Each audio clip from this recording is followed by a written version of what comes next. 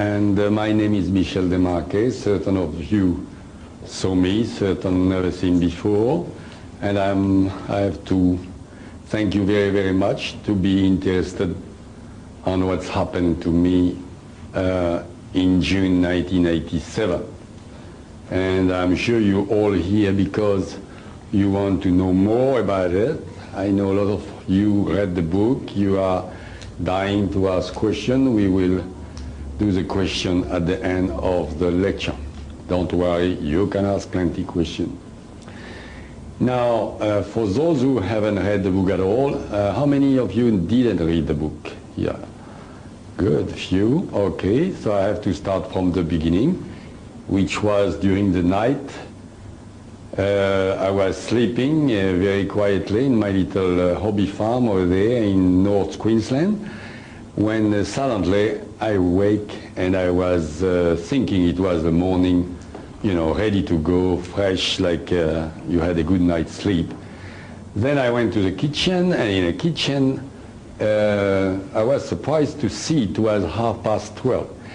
I dressed up. At that moment, I have to explain to you, because people don't understand really, maybe in a book. At that moment, I became like a zombie in my own house, like if I was telepatized by something, hypnotized. Then I wrote a note to my wife, darling, I will be away for 10 days. Oh, why did I do that? It was like two Michel, one watching the other, doing that. I put the note under the telephone. I turned around, I went under the veranda, went down there, and down the stairs, and at the same time I call it backyard. It's not backyard, it's sort of bushy stuff behind the house because I live next to the rainforest. And I continued to walk. When suddenly under my feet, the ground became bluish, reddish, everything distorted. At the light of the star, I could see the house distorted. The philodendron, which is, somebody knows, is a beautiful plant, on a tree next to me, started to distort it. And I said, oh, sort of waking up. What am I doing here? I'm sick, I want to go home. And at that precise moment, I've been lifted from the ground and passed on another dimension. At that part of the book, the translator said to me, oh, because the book being written in French originally, and my English is not good enough to write directly in English, unfortunately. And translator said, Michel, you should change that part of the book, because suddenly you are in your garden, after that you are sitting on a rock somewhere else. I said, I'm very, very sorry, I prefer to explain that later, but I can't change anything in that book except the postscript, which is really what I think about it. But the rest have been forbidden to me to change one word of it. So I can't change that part, even if I don't like that part myself. So what's happened when suddenly I appear, as I say, in front of a huge human being, 10 feet high, who look at me with a smile, a transparent helmet, and say, oh, everything will be all right, Michel, in French, which is my own language. I said, you must be joking, I'm dreaming, because we are in Australia, first of all, why do you speak to French to me? And she said, I say, we speak English here, and she says, so do I in English. So I said, that's it, it's a dream, I'm going to fall upon a carpet, I'm dreaming, I'm in my bed. And she said, no, no, no, no, you are not dreaming, we don't want you to think you are dreaming at all, we came to pick you up physically and to make you doing a trip which nobody ever done, at least on this century, on this planet. You have to remember, all of you, that sentence, because later in a lecture we are going to use it. It's very interesting. If I don't use it, because I can forget, there's so many things to say. At the question time, you remind me about that sentence. Now, what's happened? I was in a different universe. I saw people passing a bit further in last century costume. And I say, who are those people? And she said, we are in a parallel universe to Earth. Here the time stopped. Those people are there for hundreds of years. If you stay here 200 years, you can go out, example, and look exactly the same age 200 years later. I didn't understand quite at that time, but I explained that, of course, in a book very, very well. The parallel universe is a sort of curse all around the planet. Now I'm going to explain to you something. The planet Earth. Everybody heard, I hope, about the Bermuda Triangle. And simply, around the planet, you have a parallel universe turning around. And that parallel universe, if you remember the Bermuda Triangle, by the way, is a place where people say plane disappear, ship disappear, people disappear, object disappear, birds disappear.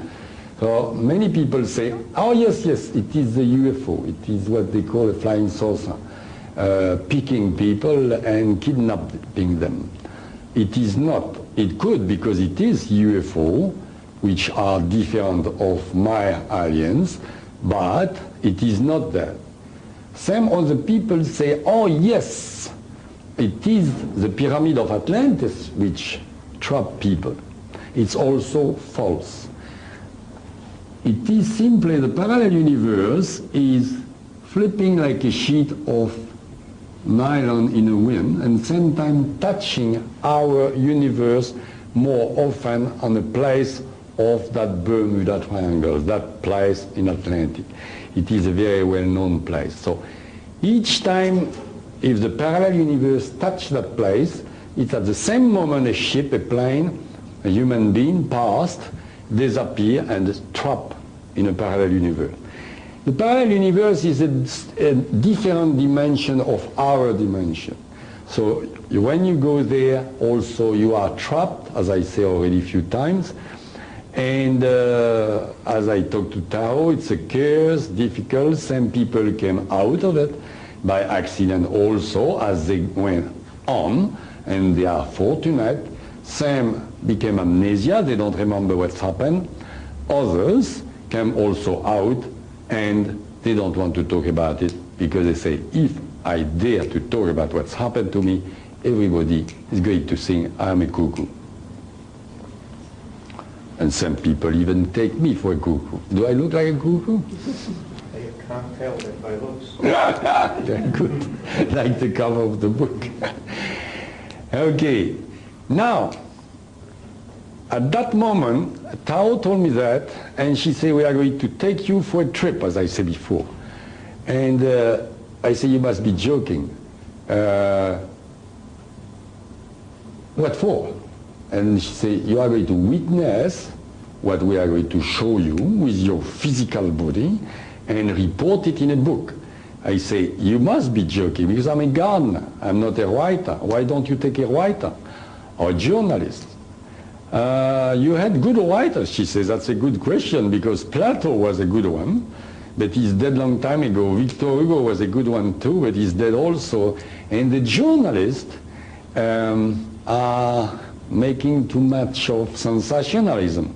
We need you to report word for word what you are going to witness and to put the information in a book, and we'll help you to do that. She didn't tell me at that moment why they choose me, but we'll talk about that later. By the way, before to go further, I forgot to tell you something very important. You are all here in that room, that lecture.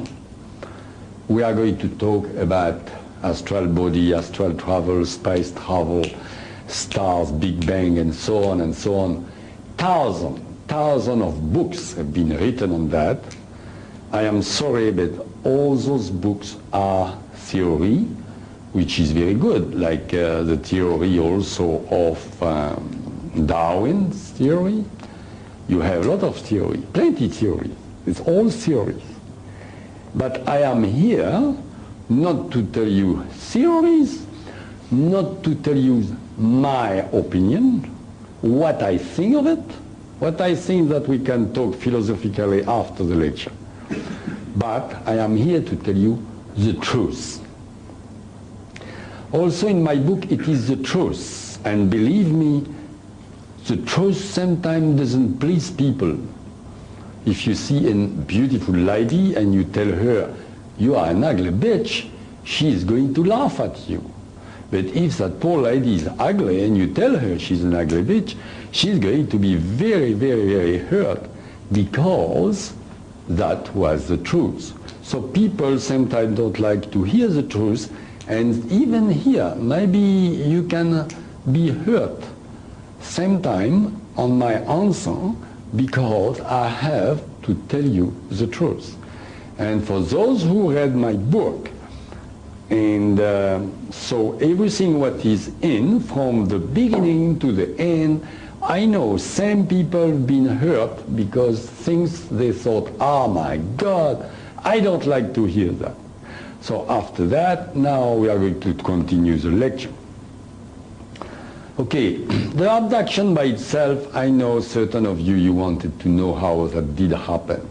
So for me, of course, it's very, very boring because I've done that about 4,000 times. But certain of you, you like that part.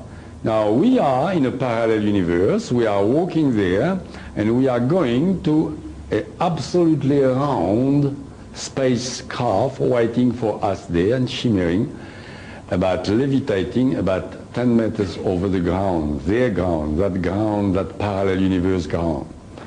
And we went there, and then at that time, I have to tell you, I've been scared because I say, that's it.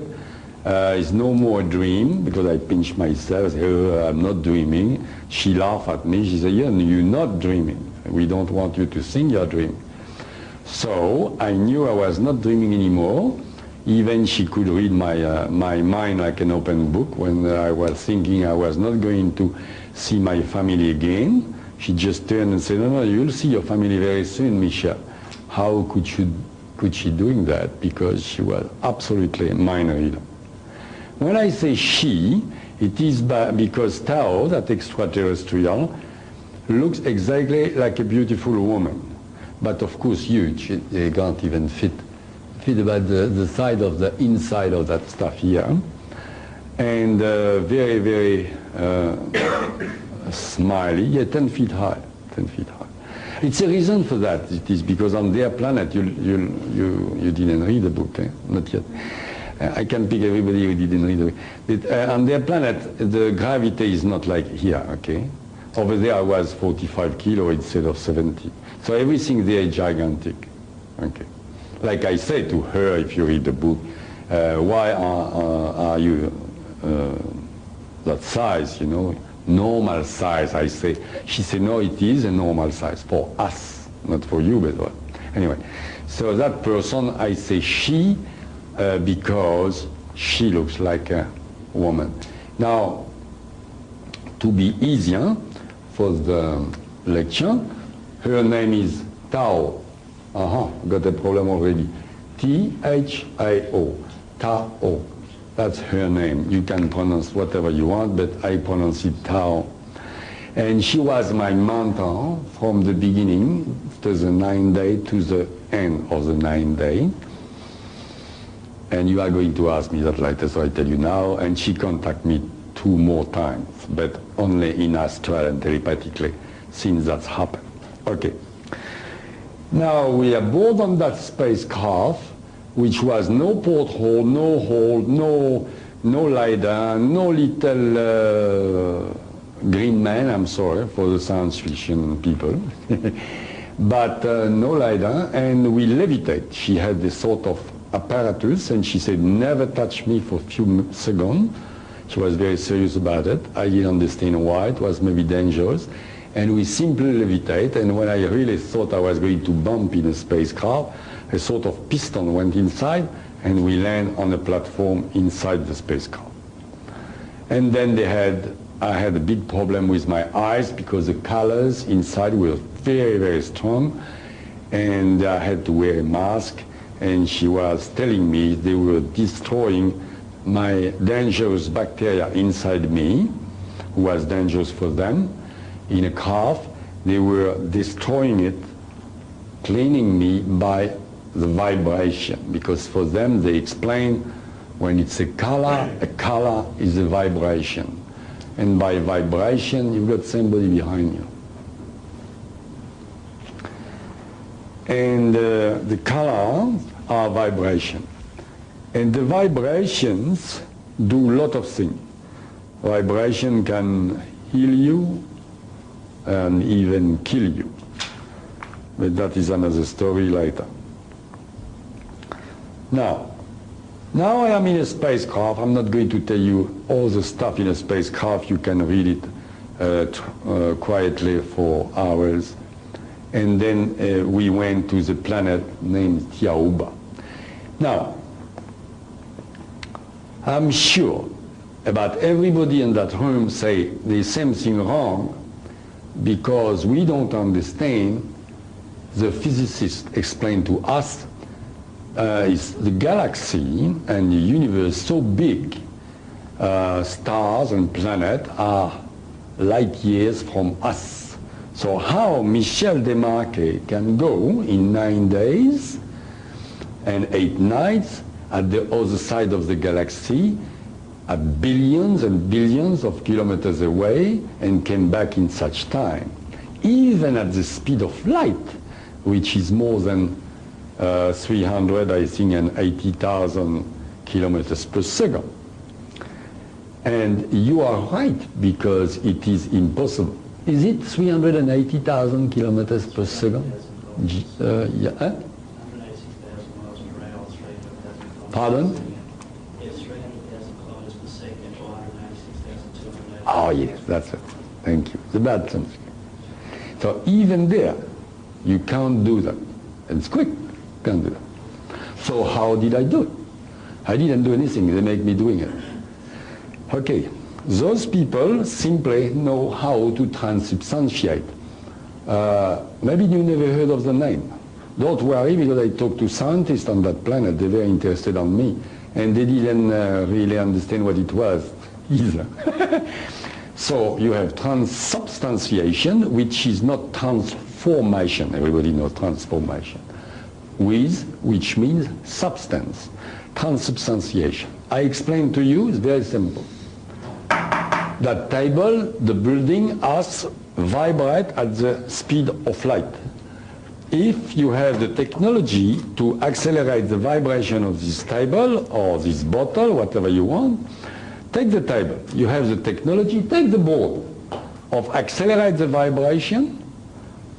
The board is going to disappear in front of you. That invisibility. Now, at that moment only, if you also have the technology, you can, when the board is invisible, transport that board on a moon, example. Just like that. Over there, you slow down the process and the board reappears on the moon. That is transubstantiation.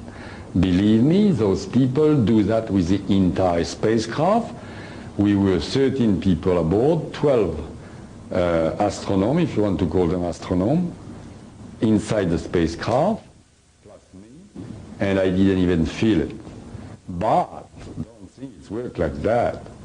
They go first at the speed of light, then they go in a space, and then very far away, because if they do that, example, in our solar system, they blow up.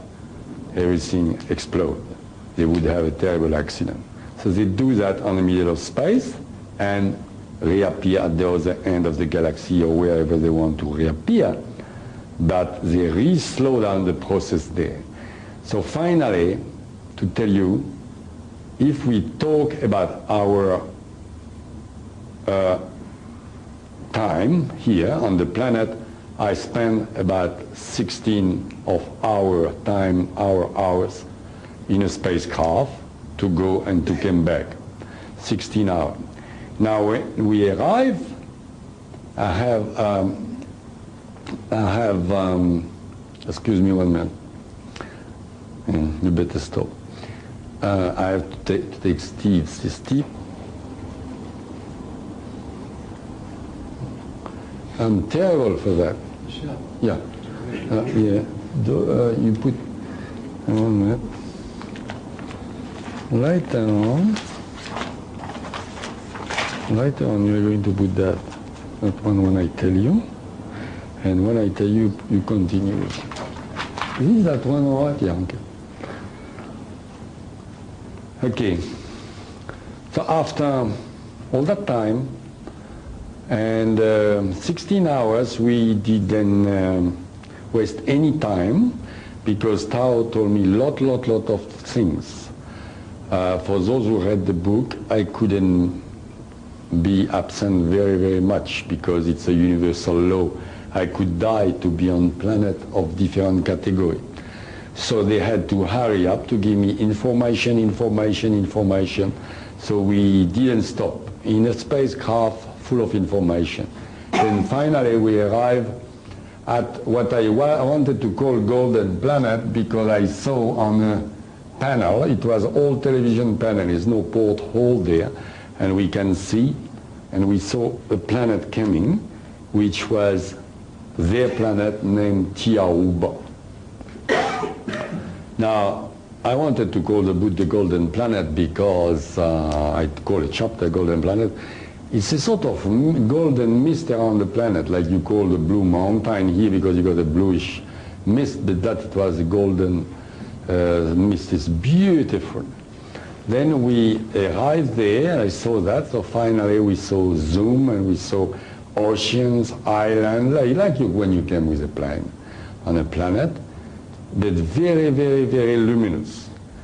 Then finally, steady, we land, and on a panel, I've been very surprised, but I wasn't surprised, I was surprised, and I saw half egg on the ground like that, all like that one, all like that. I said, what is that? You've got eggs, you don't have building on that planet. She said, it is our building. They are named on their language Doko. Dokos with an S if you want to. Dokos, phonetically what they call them, Doko. And she said, no, Michel, they're not eggs, they are our building, they are force field. We build a force field and we use it as a building for anything, the sun, the rain, the wind. And it was amazing, but she says that's not important, as I said to the lady before, the importance here is the gravity. We are gigantic because we don't have the same gravity. You have two problems on our planet before we go out. The first is you are going to be unbalanced because on Earth you were 70 kilo, and with difference of gravity you are going to jump a bit and be about 45 kilo. The second is more important. We are going to give you a mask to cut 75% of the luminosity of our planet. It was terrible. The luminosity was very strong and I could be blind. So they gave me a mask, and then finally we disembark, I can say. Then I got the shock of my life, of my ego. Because I say, oh my God, I'm an alien here. Going to have a red carpet, television, journalists and all that. Why not? Nothing, nobody. We were Tao and I. So I got a shock. My ego been hurt. I'm only joking. It's true, a bit. Okay. And we walk to what I call, and they call a Lativok, but I call that a flying platform. That's the shape it is. And you can sit down here, and she sat down here. It's about 10 feet.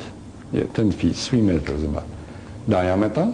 She took an apparatus, and we start to fly. Can I have the gravity stuff? There's one slide of gravity, anti-gravity. Yes, that my friend in the University of Melbourne prepared all those slides, and I use them in each. We are going to make, yes, a little stop here and explain what it is. You know, a few months ago, finally, they make some people, as you can read that, make an experiment in Finland. And as he say, my friends say all the time, many things happen by accident, many discovery on Earth. And a few months ago, that experiment was, I don't know what for, that machine, and it was in a university over there at, in Finland, Tampere. A guy came in the same room they were doing the machine and smoked pipe. Finland, they smoke pipe. Here they don't do that in university. Smoke a pipe, and everybody there was amazed because and the smoke of the pipe went on the top of the machine, on the ceiling. Very fast. You can tell me the smoke go like that, but not fast like that. That's funny. So the guy, you know what's funny? Huh? Everybody says something bizarre here. So they went on the floor, on the top of that, over the machine, and they've done the same thing, and the smoke went up for many floors, and the building. Imagine that. So they suddenly look at the machine, and as you can read, that machine was making anti-gravity. It's a beginning of the discovery. Anti-gravitation. Anti-gravitation, by the way, my friend went to San Francisco, Tom Schalko, who put something on the back of that book. He's a lecturer at University of Melbourne. He went there and he told to a physicist in San Francisco in the middle of the traffic, he regret to do that, he was scared. He told him what I told him, which to have an anti-gravity and no weight on this planet, you have the alpha ray making us weight like that. The alpha ray, if you send alpha ray against alpha ray, then you are weightless. And when he said that to that guy who is searching for 15 years about that, that scientist on the traffic almost got an accident. He said, what? And that was because I told Tom. So we are very hoping that guy maybe is going to make really the anti-gravity on this planet and make it work, because it's very, very interesting. I board on that platform, and you imagine when you heard, immediately it reminded me when I was there, you know, when you kid, you heard about the magic carpet flying. It's exactly that. It's exactly that. Which is sometimes coming from legend, because those extraterrestrials were coming here 10,000 years ago, whatever.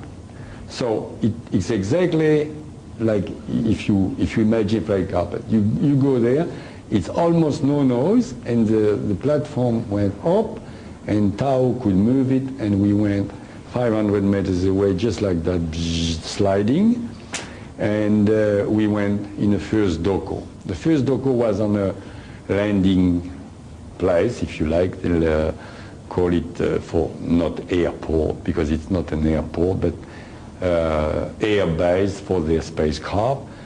And I had a second surprise of my life, or I can say maybe the 10th already. But when we went there, we went straight inside the first big doko. Remember the doko?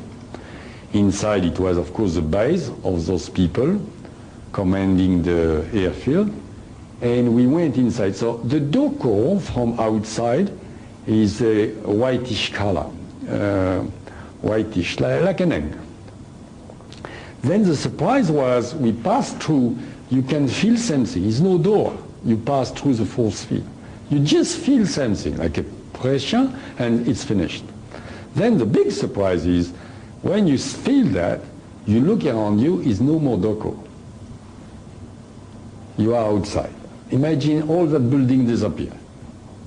You see everything outside. It's very simple explanation. You can't see inside, but when you are inside, they made it like that. You can see outside. It's incredible. Incredible because on the top of the doko, you can see they have a lot of big, beautiful birds, and suddenly you can see the feet of the bird, which is on the top of the doko, and you think the bird is is just like that in the sky, you know. And the bird is resting on a doko. If the bird is too big, a very big bird, pass through, scare, and he start to fly because he can pass through. Okay, now we're not going to go too much on that because we have a lot more important than that. That's only materialistic, and we are here mainly for the spirituality. We went after that to Maidoko, which was in an island on the middle of the ocean. They have a planet with one sun. It's a bit like us, and it's not, if you like. First of all, the colors are, you can call monochromatic.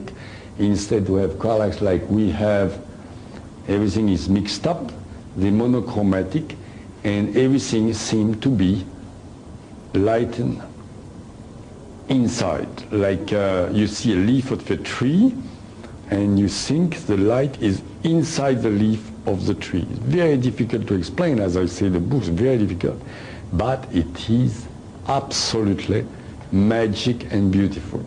The only problem I had was the luminosity. For our eyes, earthly people, the luminosity is too strong, and as I explained, I find it, for the first time in my life, I find it because of the beauty of the color and luminosity at one time.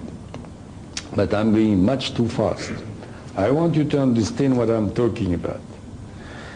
Now, first of all, we took, after that, we took the platform and we went to Maidoko. That's just what I tell you. But I have to tell you something.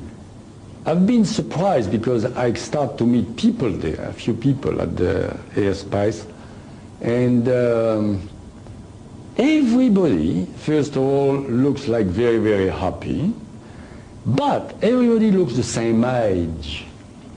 About 22, 23 is a good age. So I was wondering, and of course Tao reading my mind all the time, say, yes, Michel, it looks like that because we prefer to look young, and we have the secret and the knowledge of regenerating ourselves at will. Could you stop for a second? We flew, as I tell you, we passed over the sea with always that flying platform. I saw beautiful bird, we passed through the forest, and finally the ocean, and we went to what we call, she call, I call, Maidoko. It was a doko, that's like that. By the way, everybody saw that doko we show at the beginning. Everybody understands that photograph have been, can you show the doko again? That photographs have been taken by NASA on the hidden face of the moon. I know in a hidden face of the moon is alien space, alien bases for very long time ago, for thousands of years. And it is very interesting because as you see, that photograph is by the NASA, the American. Yesterday on television, her name, Kirian, told me I should talk to NASA, by the way. If I had time, I could tell her that, because that's not me, that's NASA. It's very interesting, that photograph, because Tom find it, you know. Now they take it very secret, but at that time it was a leaking, and somebody pinched that photograph because it's exactly, almost exactly, what the doko looks, you know. You can see, like I told you there, the thing is like a half egg, okay? So I had my doko was like that, okay? Half egg this way. Huge, from here to the other end of the room there. Okay, the detail, you have them in a book for inside what it is. You got a relaxation place and so on, even a mini swimming pool if you like. And they take, by the way, the water, it came from the air. They transform the air in water. They have tremendous technology. I was all the time amazed. But we were there for a little while when suddenly we heard laughing, etc. And all the crew from the spacecraft came and joined us. And I was amazed they didn't have a spacesuit anymore. They were all in robes. Everybody on that planet wear robes, coming about middle of the legs, robes, and full of colors, different colors, all unwind like that. Very beautiful. Same time different to the neighbor, and same time almost the same. And I've been told, can I have the aura please? I've been told they wear those clothes because the clothes are match with their aura. I didn't quite understand that at that moment. So they all came and we were talking, having a bit of hydromel, as I explained what it is in the book. That drink they have, pretty good. The food is no good, but the drink good. And we had having a good time for a while, and I don't know how yes, I remember now. They made levitate the glasses and everything, just like that. And I was open mouth, and as usual, and silently Tao herself say, oh, I'm going to show you something, but she knew what she was doing, of course. Each time it was for a reason, you'll see later. And she started to levitate. You know, cross legs like that, and levitation. She levitated, she went right up on the top of the doko. So I was, and silently I look around me, and nobody was looking at Tao. Everybody was looking at me, having a very good time, because I looked, of course, like an idiot. For them, it was absolutely normal, and for me, because you heard about yogis levitating, yeah, but you've never seen them. And I never seen them either. And when I saw that person levitating, I was very amazed. Okay, then everybody went, and I slept in that doko, and the next morning, Tao came to me, and I had my bath and everything, and I had the suit they gave me, they built specially for my size, space suit, and she told me to not wearing it, and she gave me a robe at my size.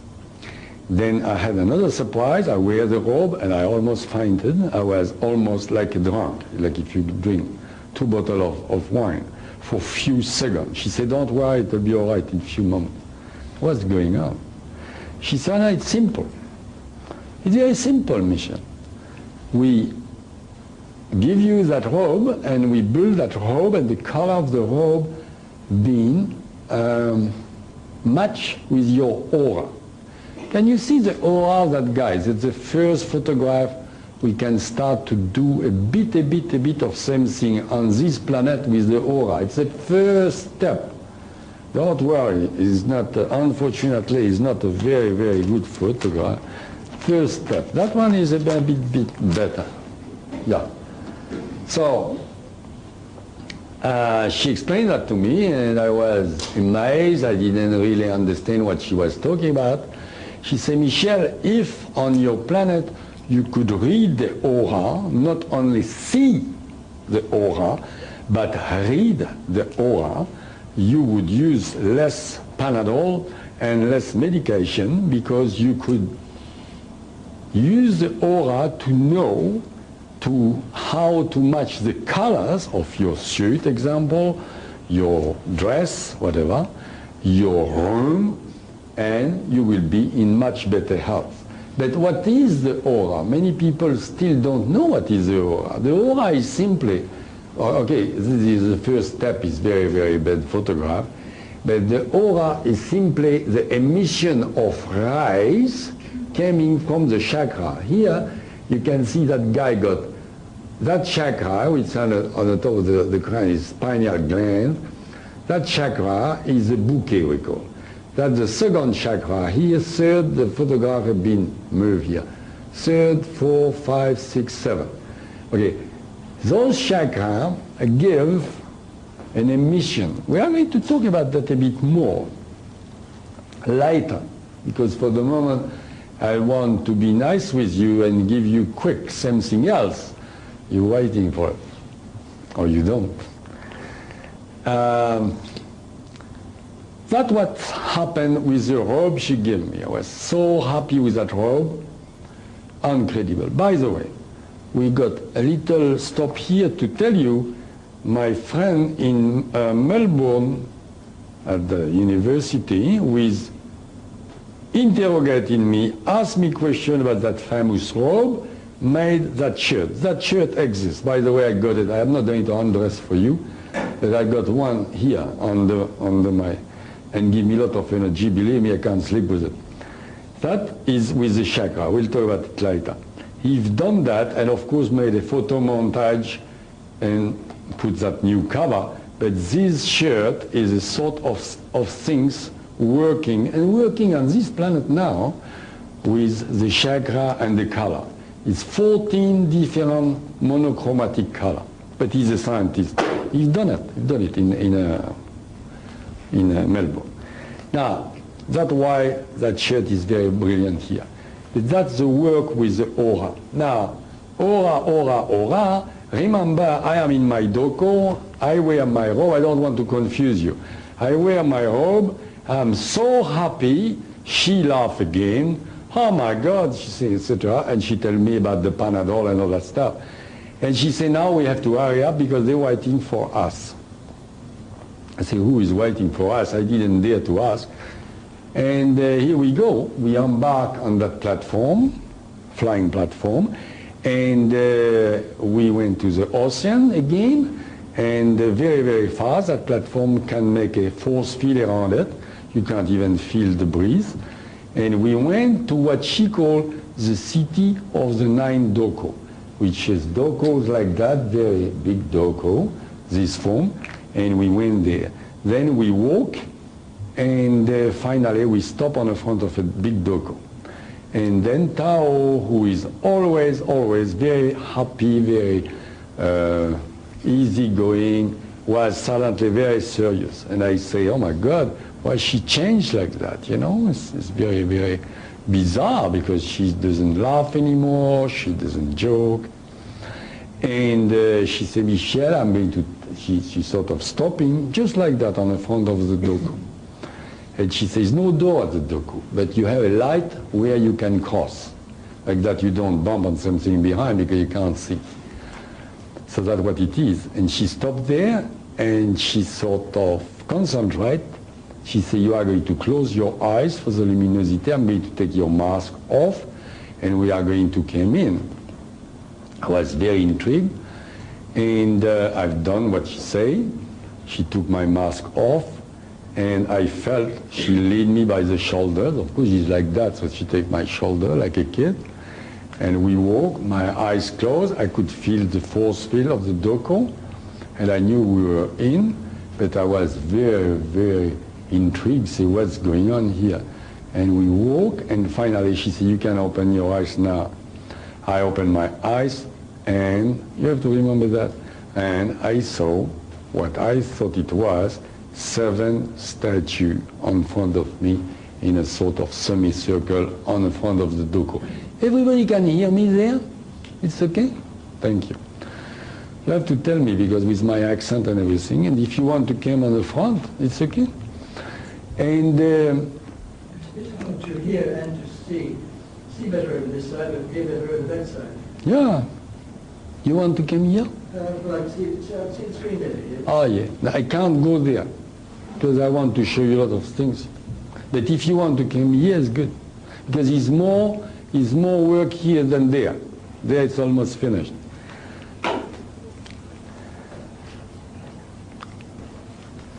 And I look at there, and it was 7 statues, all wearing their famous robes, all sitting on different color seats, all also with different colors, very important. And I was wondering what I was doing there, because also I wasn't sure if they were statues. And they were not. They were the 7 masters of the planet. Nothing to do with John Howard, he's not politician. He's not the master anyway. But 7 masters of the planet, and 7 on 7 seats, of course, and sitting like you imagine Buddha on a lotus position. So I was, of course, absolutely speechless, because they were staring at me with their eyes, you can say, luminous. It was very, very weird. You could swear their eyes inside were luminous. So you imagine that? Since I am about 12 years old, nobody could impress me. Maybe for that they choose me, those people, I don't know. Nobody. And for once in my life, I swear to you, they impress me. That's it. For once in my life, I shut up for 2 hours. I couldn't even speak because they read my mind and give me the answer before I open my mouth. But I'm going too fast again. I'm sorry for that. So, the middle one, they greet me. I remember they greet me. And they say, the Spirit will be with you. The other one in echo says, the Spirit will be with you. And then they never talk anymore. But the center figure start to levitating and came to me. In levitation, remember when I told you Tao levitated when on the top of the Doko? She done that because she wanted to show me what it was, the levitation.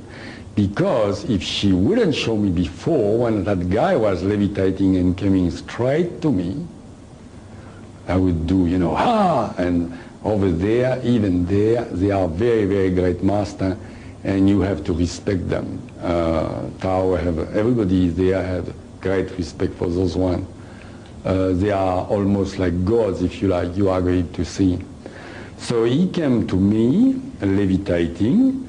Instinctively, I closed my eyes. He came over me, put his fingers, imagine they have a huge hand. After that, Tao told me, he put one finger like that, one finger like that. I closed my eyes and I smell a sort of incense, a smoke inside me. Impossible to explain. And he left me. So I opened my eyes and I saw him going, but he changed a lot. He was in fire. Everything was burning, and I almost yelled. Tao immediately sent me a telepathic message. Yes, Michel, you can see the aura for a moment. I was seeing the aura.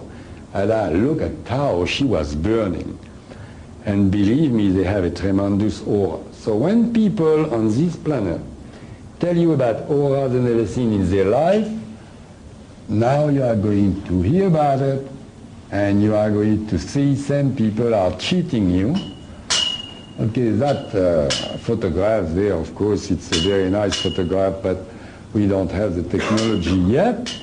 But the aura, some people in a psychic expo tell you, ah, this little blah, it's a little aura like that around you. The aura is not like that. The aura, I always have problem with my stuff everywhere I go. I don't know why, maybe my karma. That's supposed to be a human being, if I can make that working one day. Is it? No, that's good. That's the legs and etc. So we've got our famous chakras, we'll talk about it. The aura is like that. Non-stop. Okay? Here you've got the bouquet, forget about that. The aura is doing like flames. That flame in 2 seconds later is here. And there, and there. It's like a fire. You put fire to somebody. Pardon? Flares. Yeah. Flares. Yes. Yes, flare. Non-stop. It's burning all the time. Why was that? Because the aura is the result of the actions of the chakras. A chakra sends emission, and that's make the aura. So that if you know how to see the aura and you know how to read the aura, then you can go to the source, which is the chakra, I'm sorry, and the chakra act on your glands.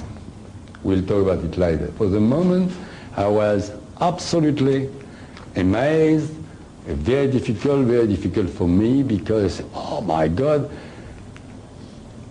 I didn't know what to think. So one thing, the main thing I could see through the doko, all the doko was invited with that, was the pink color. And I learned later, the pink color is the color of love. So I can tell you something, they are very loving people, because all around those 7 figures, it was pink everywhere. Plus, of course, a lot of gold, which after that I learned is spirituality, and purple, but everything was golden around them anyway. Now,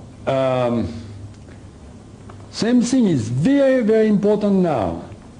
They were sitting on those 7 seats, and you could see them in front of me, same time almost became invisible and reappearing, okay? And it has been told later to me, they had a very big problem. Those masters are so high spiritually, they don't live on physical. They had big problem all the time to keep their physical body around their astral body. I hope you know what I'm talking about. But if you don't, you are going to know in a few minutes anyway. So they were trying to keep their physical body around their astral body inside. So same time they were disappearing. After a little while, the center figure started to talk to me, because also, I forgot to tell you another thing. I would prefer to be naked in front of you now than the situation I was there at that moment. For the simple reason, I say, I am seeing the aura, and I heard in my life, if you can really read an aura, you can see if the person have bad thoughts or jokey thoughts or dirty thoughts. So I didn't have dirty thoughts or anything, but you never have pure thoughts. So I say they can read all my thoughts, because they can read my aura better than I can do anything, because I just see aura, I don't know what's going on. They can read my mind. So I was absolutely naked and very impressed. And I said, but what am I doing here? I said to myself. I even not finished thinking about that.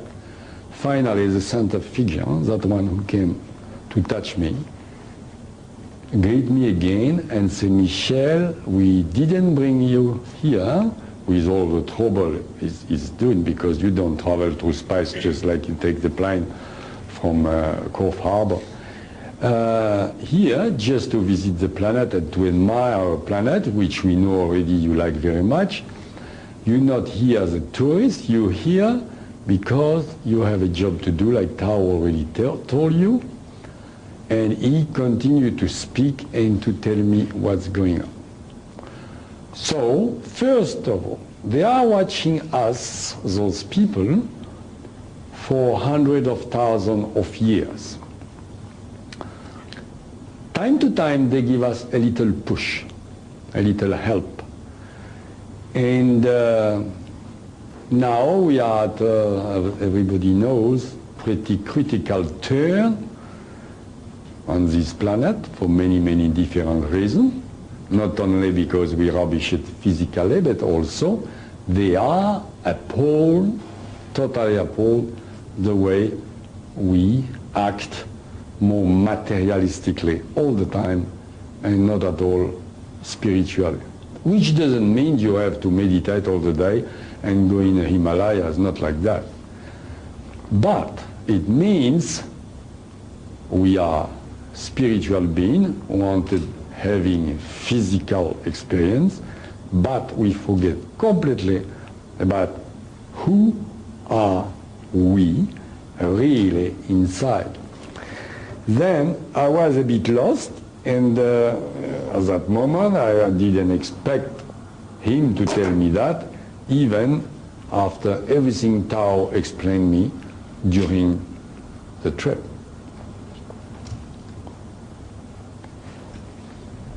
I'm sorry. What's happened? He said, I'm going to light you immediately and give you explanation. Why are we, he say, in that physical body? Why all that? Why the planet? Why everything? All those famous questions we ask ourselves for thousands and thousands and thousands of years. So he starts to say, Michel, at the beginning, before the Big Bang, famous Big Bang, was the spirit. It reminds me of the Bible, and that in my mind. So he said, yes, it reminds you. Before anything was the spirit. You can call it the spirit, you can call it God, you can call it the creator. That depends the terminology you want. Nothing to do with religion anyway. That was before the Big Bang. The spirit, if you want to call it the spirit, say, was no sensation, because it's pure spirit, no sensation. So the spirit said, okay, I'm going to create an instrument to give me physical sensation. I want to feel sensation for my pleasure. So the spirit imagined us, a humanoid form each time. That humanoid form, which is a human being, if you want, like that, same planet, a bit different, but always humanoid form, will be an instrument, physical instrument, says the spirit, to put myself in it. Myself in it. Difficult to understand that. What's that? The spirit. Yeah, but what is the spirit? Many people tell you that. What is God? Who is God? Is he married? Does he have a big beard? Who is God? Who is the creator? Who is everybody? What is the spirit? Wind. Nothing. Nothing. You can't see it. There is wind. But it is a spirit. Everybody believes it's a spirit. No, it's not. It is something. It is an immense, forget about thinking about it. We can't think with our, but immense electronic. Everybody on this century now knows what is an electronic because you watch television. Electronic mass on the center of the universe, but that electronic mass, full of electrons, yeah, billion, is the spirit. And the spirit say, I will put few of my electrons in that instrument, and those electrons will send me a part of myself, if you like, which is very good, because if you remember the Bible, God created us at his image. And of course we mixed up everything. We say, oh, his image, so God, he got a big beard. Of course, for the primitive people, you couldn't tell them, oh yes, it's electronics, this is what he's talking about. So you need a picture and you make God with a big beard. This is nice, nothing wrong with that. But here we are very, very serious about that business. We're talking about that very great intelligence, put a little part, ready to see that, of his electron inside our physical body. But we've got a little problem there, not me, but God. He doesn't want any, or it doesn't want any bad thoughts, bad sensation. It wants only pure stuff. It's a bit if you put a big saucepan full of oil, you put it on the stove, you boil it, and then, don't do that, never do that. My boy in Africa have done that one time. There's an explosion, and you put a bit of water, pow! And it's exactly the same thing. God doesn't want that, it would hurt. So, he wants to imagine a barrier between it and us. 9 different categories of higher self, that will be later, we talk about reincarnation, acting as filters for the sensation between the poor fellow human being we are here through the higher self, and send only good thoughts good sensation to God. Okay, we're not going to talk about all those filters and stuff like that because it's boring, it's much too complicated. But we are going to talk about something everybody, if they don't know, you are going to know, and if you know, you maybe don't know, but you feel it. It is your own higher self. What is a higher self? I should have 2 or 3 boards, like same time I have. What is a higher self? Everybody's talking, and New Age people, they talk, oh, higher self. A lot of people think they know what it is and some don't. So we're going to talk about it. The higher self is simply also electronic. Now, I'm going to stop that 2 seconds to tell you something. Everybody heard, mainly in religion, etc., about the soul, as I said 2 minutes ago, the spirit, somebody call it astral body, and if you call it spirit or soul, even in religion they say, yes, that's wind, there is nothing, it's just a spirit. I've got a news for you this evening, this afternoon. Inside your physical body, what certain call soul, certain call spirit, certain, I prefer astral body, because it's the shape of our body. In this astral body, or soul if you like, you have not nothing or wind, but you have more than 4 billion trillions, imagine, of electrons. And each electron is able to memorize the whole books in Canberra Library, National Library. Imagine the possibility of memorizing. That, of course, is absolutely immortal, coming from God, disappearing when you die. It's your real self, it is your astral body. That astral body is made, of course, of 2 parts, one conscious, one subconscious or unconscious. Subconscious is a better term, where everybody tells you, the doctor, psychologist, oh, it's in your subconscious. Subconscious is a word, I give you the detail. It is, yes, in your electrons, in your subconscious. Your brain being only a computer. All the memories are there, from reincarnation to reincarnation. When you die, that astral body go back to the higher self. But this time I'm going again, that's my problem symptom. Too far, too fast. Sorry. Okay, every day now with the new technology the doctors have in a hospital, and more and more and more near-death experience people talk about near-death experience. You heard about that? Huh? A lot of people. Very interesting. After my lecture, a long time ago, I don't know, 2 years ago, so, in the Gold Coast, a young lady, she's about 23, she said, I heard about you, I have to tell you something. Okay. We went talk, and she said, you know, I had a car accident, and they say I was dead. And I say, oh yeah, I heard about that, I know about that, but people have different reactions. Did you see, some people say, I saw Jesus Christ. I said, did you see Jesus Christ? And she said, no, because I talk too much. I should let her speak. She said, no. I said, did you see Buddha? Some people say Buddha. She said, no.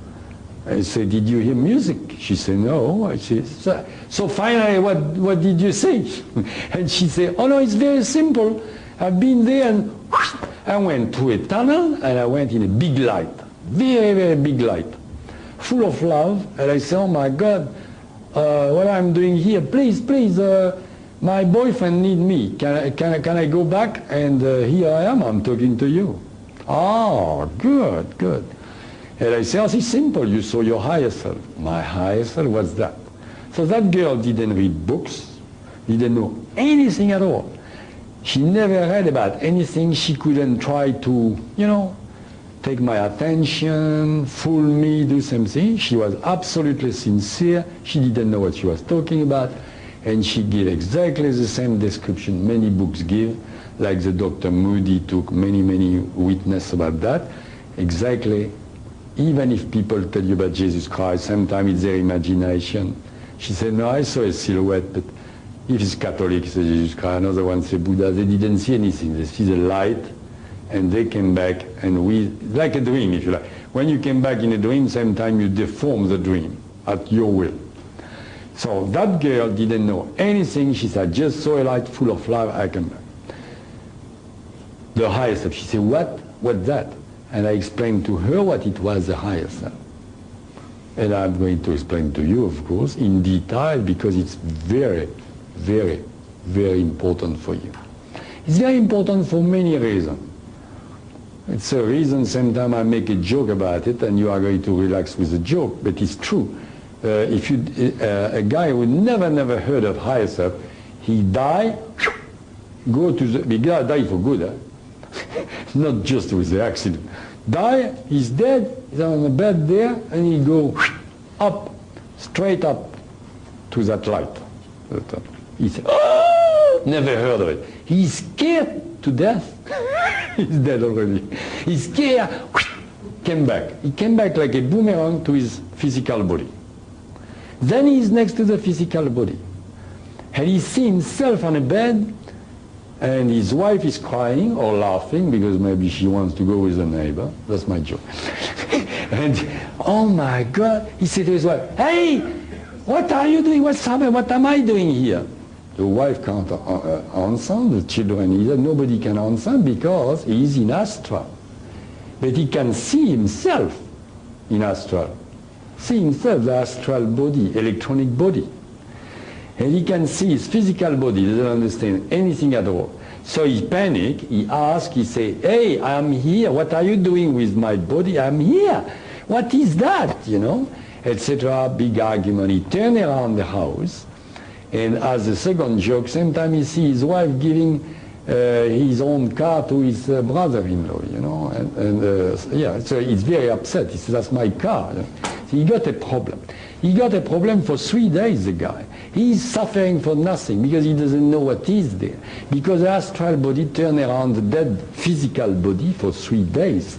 So he's going there, he see the light again, damn scared, came back, turned around the house, talked to everybody, nobody want to answer. So it's very good, people know that before anything happen in their life, and they know, it's very good when I talk about it, because it's nothing to be scared of. We are going now to talk about the higher self, that famous light. Now we're going to talk. That was joke without be joke, because that's for 3 days. Do you remember when Jesus Christ been resurrected? They didn't tell you 4 days, they didn't tell you 2 days, because it's a reason for that, because it is 72 hours. After 72 hours, the astral body go completely with the higher self. If the guy like it or it doesn't matter, because that's a universal law, it is a nature, and he goes there like you are attracted by a magnet and it's finished. But between that, he can go around. Now, all that is explained in the book. But I wanted to tell you that. Now, I'm going to ask you a question before, later you are going to ask me a question, and now I'm going to ask you a question. Anybody in this room had déjà vu? Oh, phew. You never had a déjà vu? You know what is a déjà vu? I think I have had once. I haven't seen, so please put your hand up if you had. Don't be shy. Oh, that's better. Okay. Thank you very much. So, what is a déjà vu? Many people tell you, oh yes, it's I'm believing in reincarnation, it's my former life. Yeah, I saw that and that. No, I'm sorry, it's not true. Okay. Don't worry about the déjà vu, we're going to talk about it again. Explanation of the déjà vu. The higher self is an electronic mass also, of course, coming from the top. But the higher self is simply, okay, in religion they call that a guardian angel, okay? But it's not quite like that. On the category of planet we are here, a higher self got 9 times 4 billion trillions of electrons. You know those billion trillions of electrons which make an astral body? have 9 times that, plus a nucleus of 9 times 4 billion trillions of electrons for its own energy. Which means that's the real higher self here, then 9 times those 9 astral body to distribute in one physical body here, one in New York, example, one in Tokyo, one on planet Mars, no, that was a joke, one on the moon, good. So you had one there, or 2 in Sydney, 1 in Melbourne, whatever.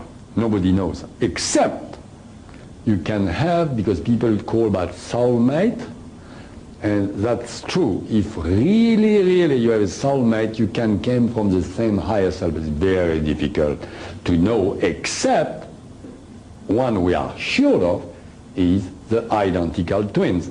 The identical twins are from the same higher self. And you know, as well as I know, you don't need me to tell you that, is one identical twin is in Sydney, got an accident, physically really a shock happened to the other identical twins in New York or Paris.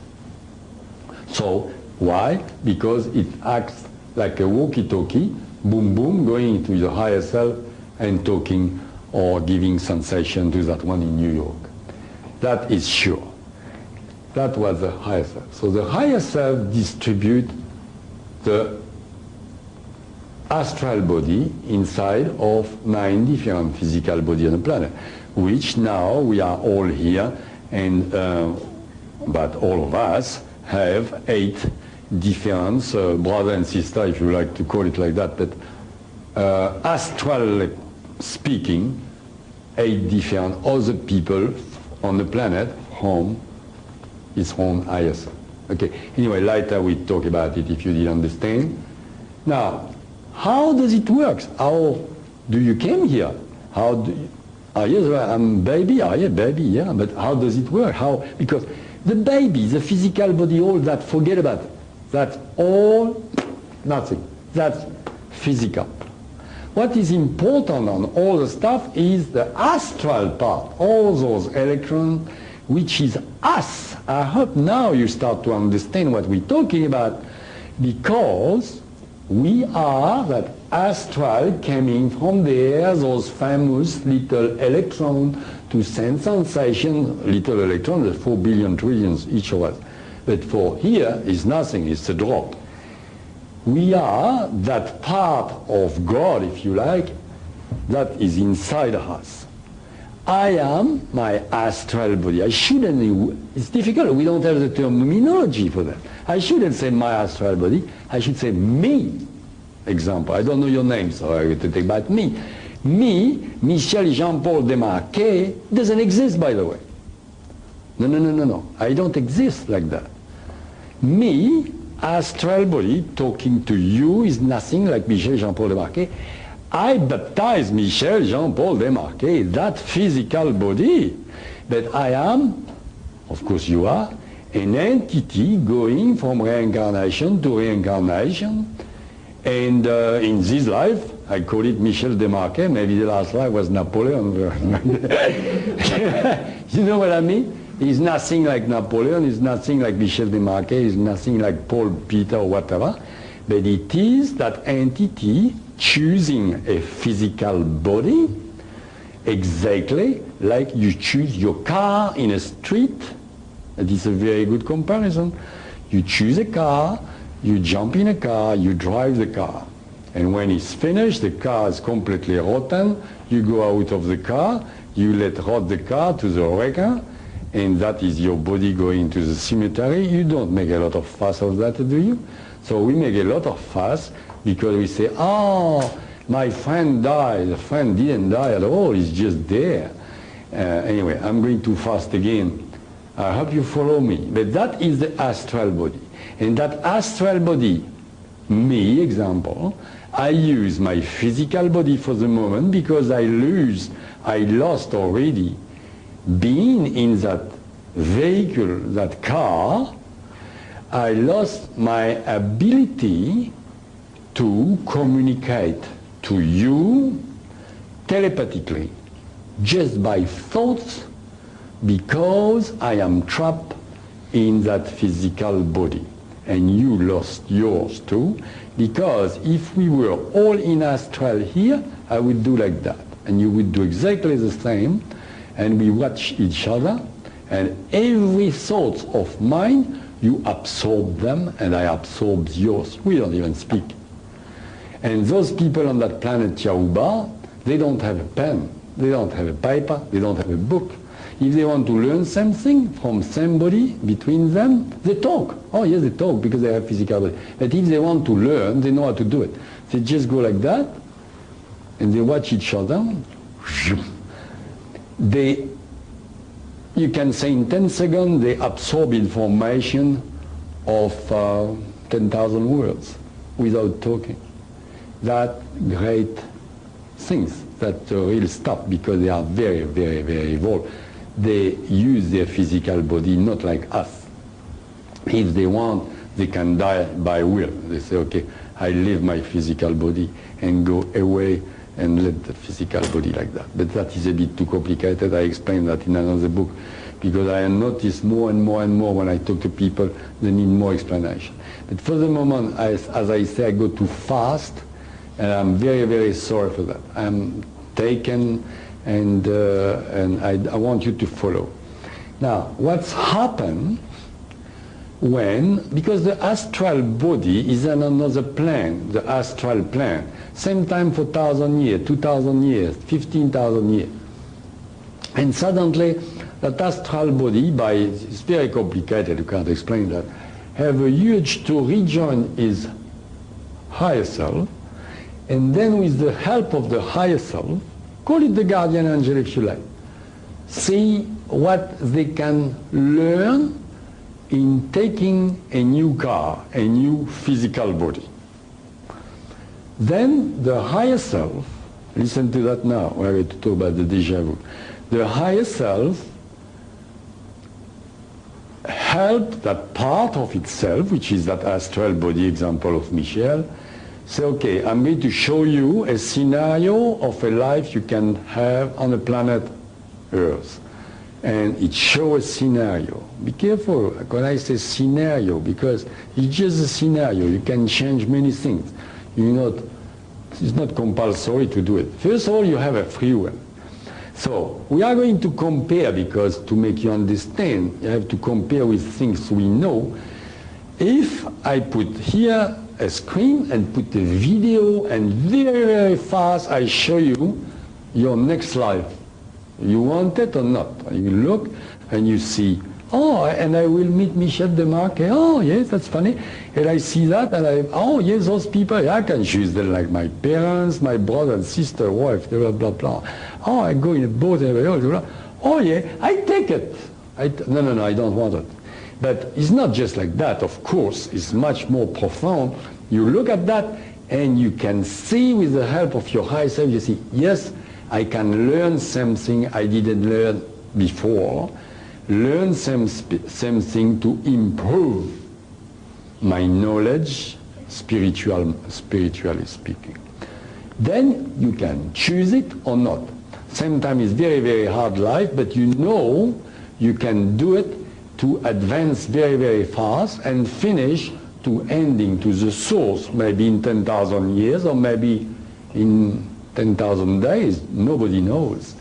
Then you know you are going to learn something, choosing that sort of video type. You see, I see, okay. And obviously all of us here say yes. Then, okay, you choose that. It's finished. Same thing happened there, and everything you saw is erased, and you don't remember anything. It's a reason for that, for suicide purposes, because you could be tempted to do suicide, which is very bad.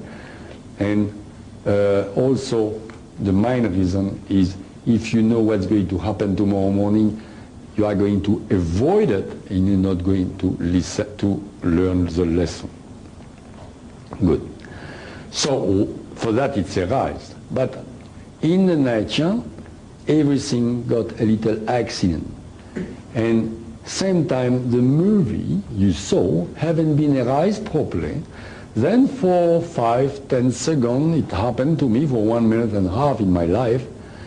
You say, oh my God, I saw that before, I saw that. And that is a deja vu.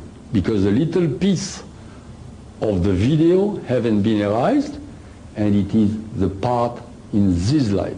Believe me, I went in Atlanta, in America, in '95 to launch my book there, and I had plenty deja vu. I was sick of it. I don't like Atlanta, and no wonder I had deja vu, because maybe my electron, I don't know, it was something in, and I had plenty deja vu. I was very uneasy with that, and I hope nobody could have so many bad deja vu like that. But it is, a deja vu is not a memories of a past life, is just a bit of your movie which is not erased properly. Good, you got that one. Huh?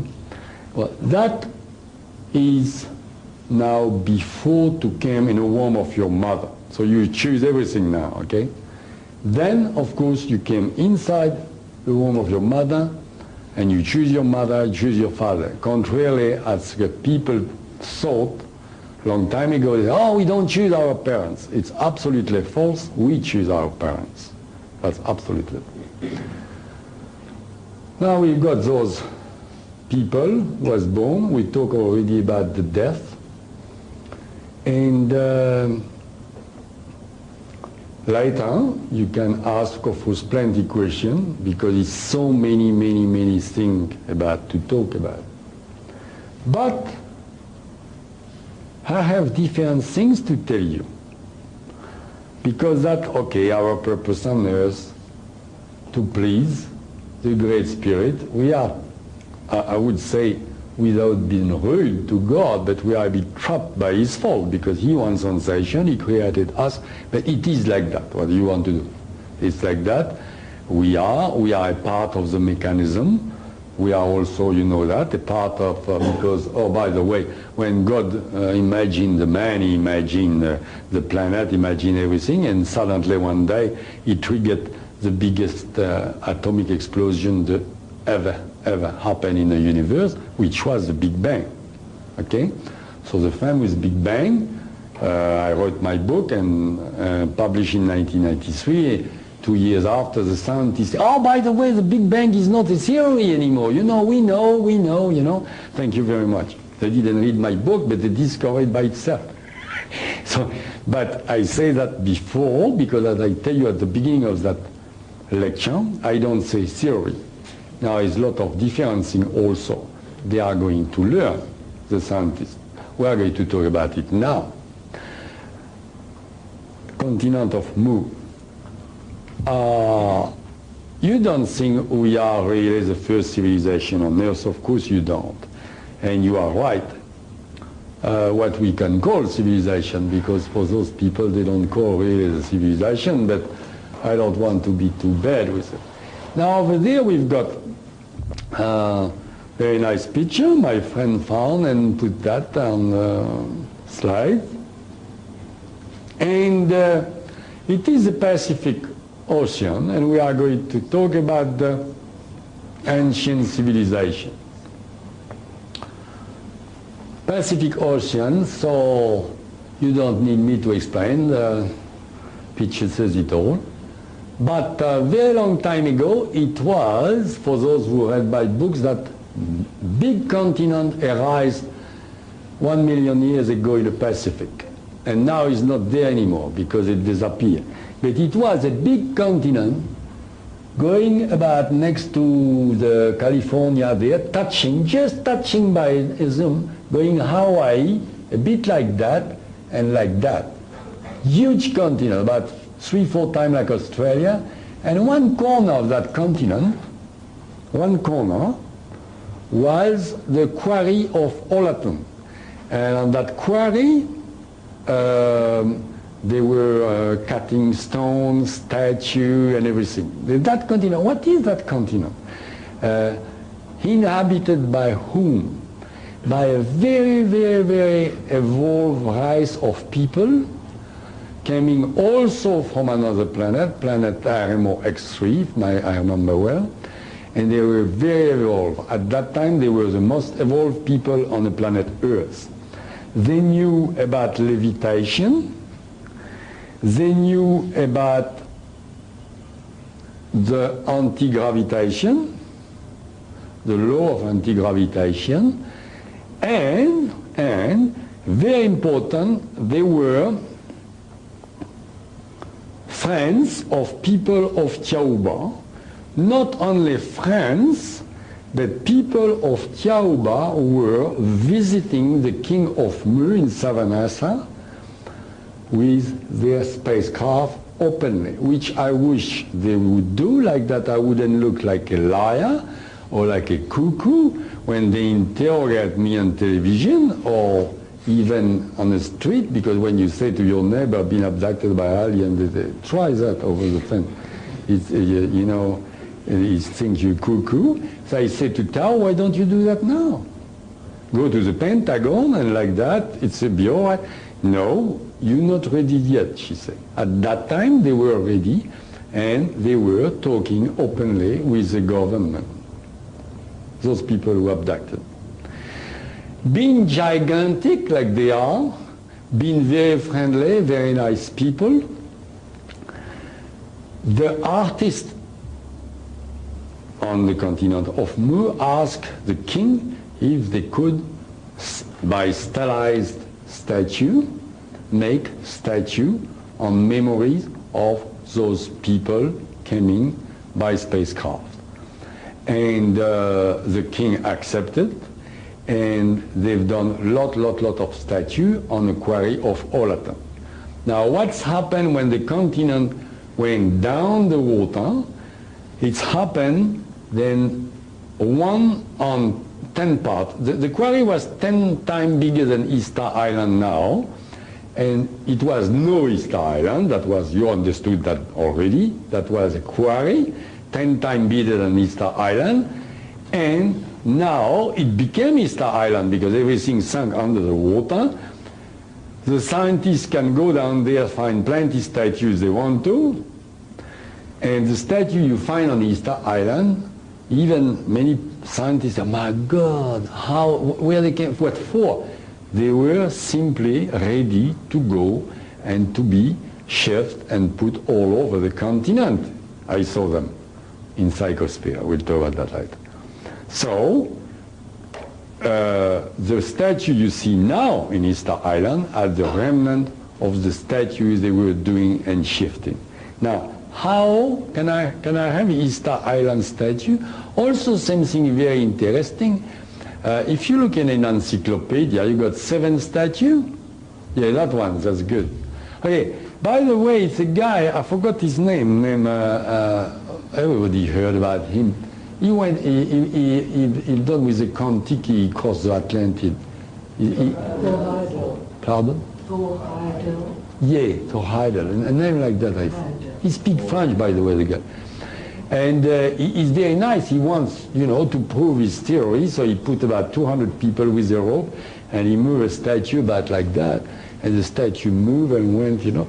But if I, you know, knew him, and if I could talk to him, I would ask him, because his theory, it's with a rope. So I would ask him to move this statue. You know that guy here? That's the nose of the statue, that's the head. That statue about 150 tons, and that statue is inside the crater. So it would be very much fun to see that statue moving. Okay, okay. So thank you for laughing. Now that is because those people didn't take rope at all.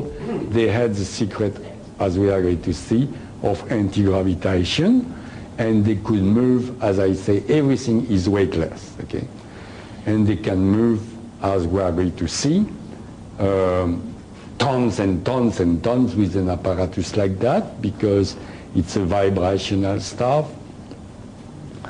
I don't know how to make it, nobody yet, but it is like that because as Tao moves that platform, as we flew, for those who read the book, that's anti-gravitation, complete, and the way to use it.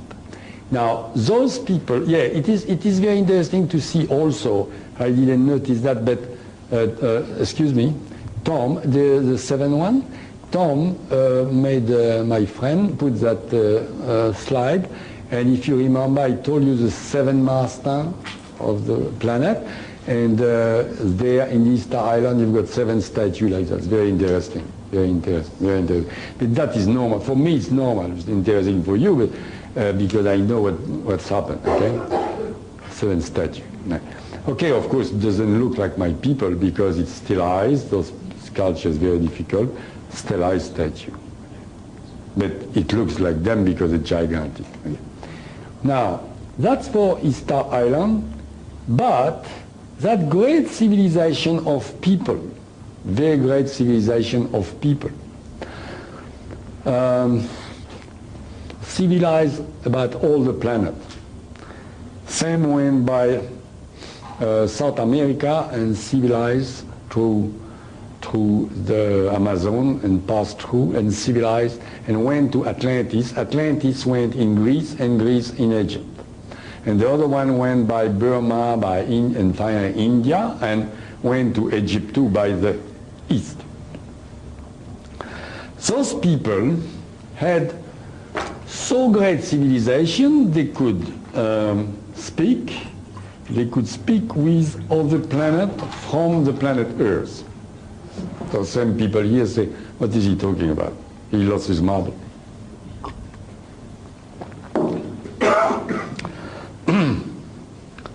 Okay, on this planet now, you have our government, our scientists tell you every day nothing like UFO, nothing like extraterrestrial, you're making a big mistake.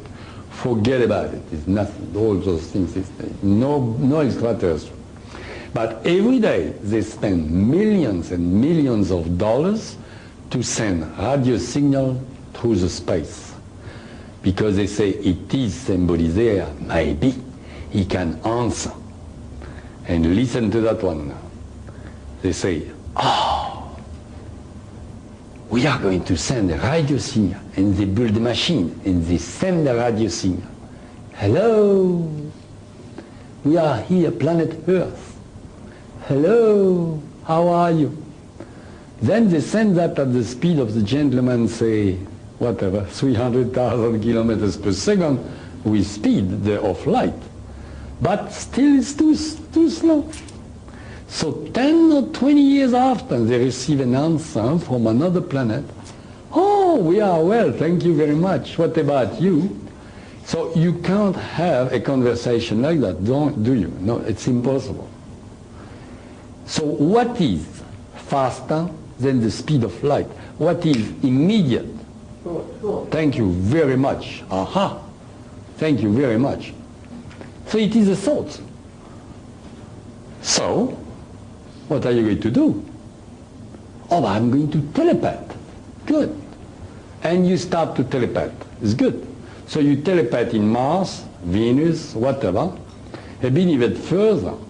But you are a poor human being. You are in a physical body like that. Even with your astral body, you don't have enough energy to go to the end or the end of the galaxy. I'm sorry if somebody thinks the contrary, but it is what it is. And you don't have enough strength, the pyramid please, enough strength to communicate very far in a galaxy. Then those people of Mu, they had a knowledge and they knew how to build. Don't worry, that one is from Cheops. But on the continent of Mu, before the destruction, 14,500 years ago, they had the knowledge from their planet and they built the pyramid. Be very, very careful, everybody here, of what I say. I didn't say the pyramids.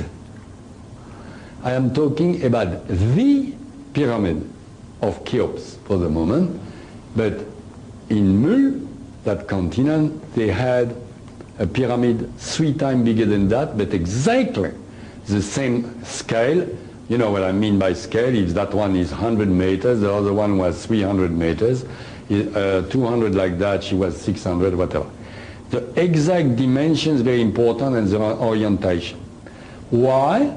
Because the pyramid is made a certain way to make inside the,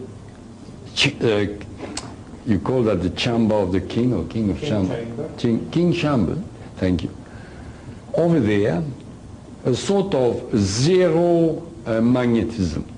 It's a tremendous magnetic field, and that pyramid is built to give to the user over there the absolute strength to send thoughts through the galaxy by that place. Then our very good scientists call it an air shaft. It's not an air shaft. That one is not an air shaft. And nobody, of course, could find a mummy here because it never been any mummies there, and it will never be, because even in a sarcophage, they were lying alive, meditating, and sending thoughts. Now, it's something very important. It's so much force, magnetic field on that pyramid. First of all, as many people don't know that, in each lecture I ask if somebody know it, just telling me, it's forbidden to any plane on a planet to pass on the top of the pyramid, because it's the Great Pyramid, because it is very dangerous, because by magnetism everything electric and electronic stop. For a few seconds it can be very dangerous, so it's forbidden. The second thing, inside the pyramid, people tell you, example, oh, I spend a night, or I can spend 15 days in a pyramid. That's a lie, because you die, because you can't do that. And I heard so many stuff like that since I came back. And I was in Phoenix, Arizona, in the United States of America. I was talking about on the radio. 3 hours on the radio. Fortunately, it was plenty of advertising. I had a cup of coffee. And between a break, the journalist said to me, I've been with 7 of friends. We went in a Great Pyramid. We spent the night. I said to myself, that's it. Another liar. You can't spend a night in a Great Pyramid, from what I know. But he was not lying. He said to me, and the next morning we were sick like dogs. I say, that's become interesting. He told me they were with, what do you call it, tape recorders, camera, everything been erased, and they were very, very disappointed because of the magnetic field inside the Great Pyramid. So that Great Pyramid was, I'm talking about Mu, but of course the Great Pyramid now we're talking about that one, is a cosmic tool. You can contact different galaxies for the user who knows how to use by telepathy, can contact worlds very, very far away and have a conversation, telepathic conversation at the other side of the galaxy. That is the explanation of the Great Pyramid. Now can I have the photograph of the Great Pyramid? Now, how did they build the Great Pyramid? Oh yes, by the way, we are going to stop and a bit on that subject and do something very interesting also, of course, for everybody. I don't know if people yesterday saw me on television and Kerry-Ann say, do you have any proof? Do you have any proof? But I missed for about 1 minute. In 1 minute I could tell her, I was telling her the proof are in a book. Because, in a book. Because, as I said before, when I was with Tao, the first thing I said to Tao, nobody's going to believe me. I hope you give me, a piece of metal or something. She said, no, we don't give you anything because you're very good to disprove on Earth. If we give you a proof, even a piece of metal, any scientist can say, oh yes, that metal doesn't exist on the planet Earth, but maybe he got a secret alchemist who've done the metal for him. So they won't believe you anyway. But she didn't tell me. I was wondering why she make me put all those information about pyramids, life on Mars. You remember the life on Mars on the first chapter?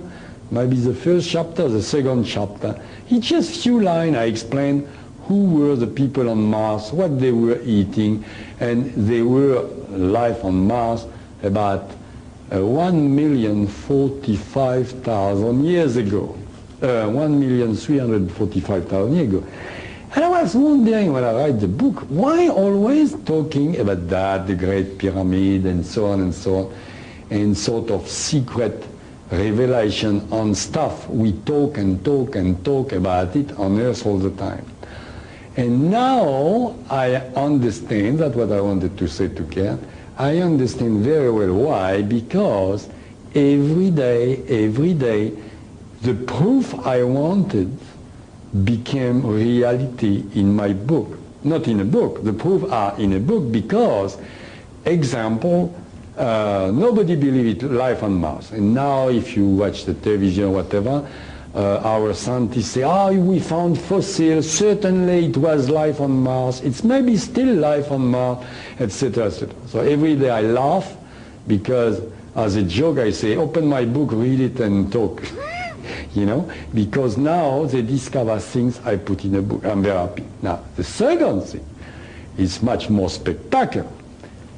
For people like skeptic, of course, nothing wrong to be skeptic, but people like Kerry, an example, to talk about here, say, okay, you sure it's more spectacular to see if it's true or not. If, like she seemed to think, I was inventing the book.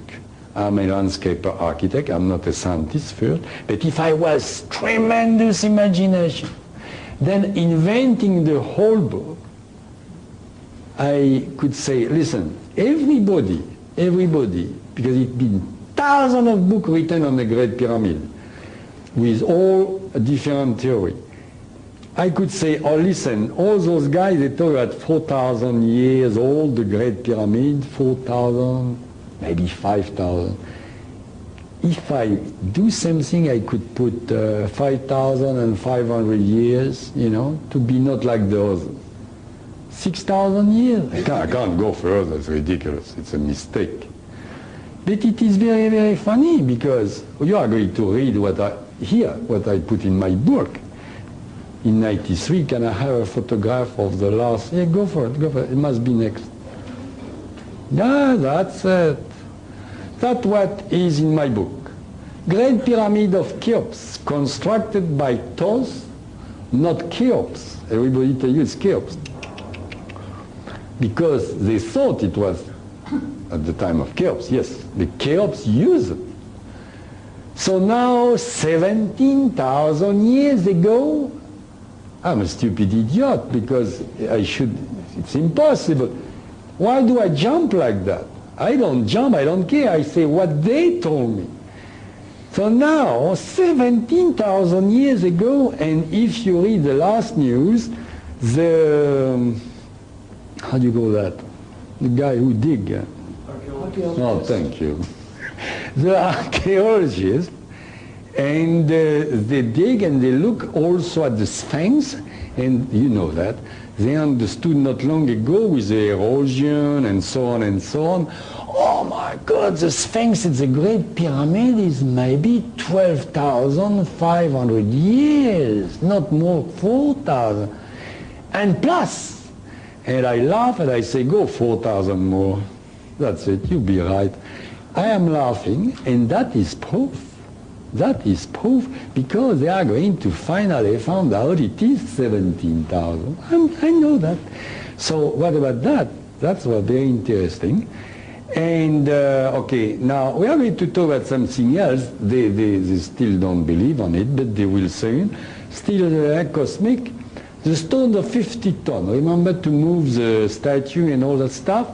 And that is simply what I say here, because oh, by the way, in a Great Pyramid, can I have the schema of the Great Pyramid, the drawer? Yes, that one.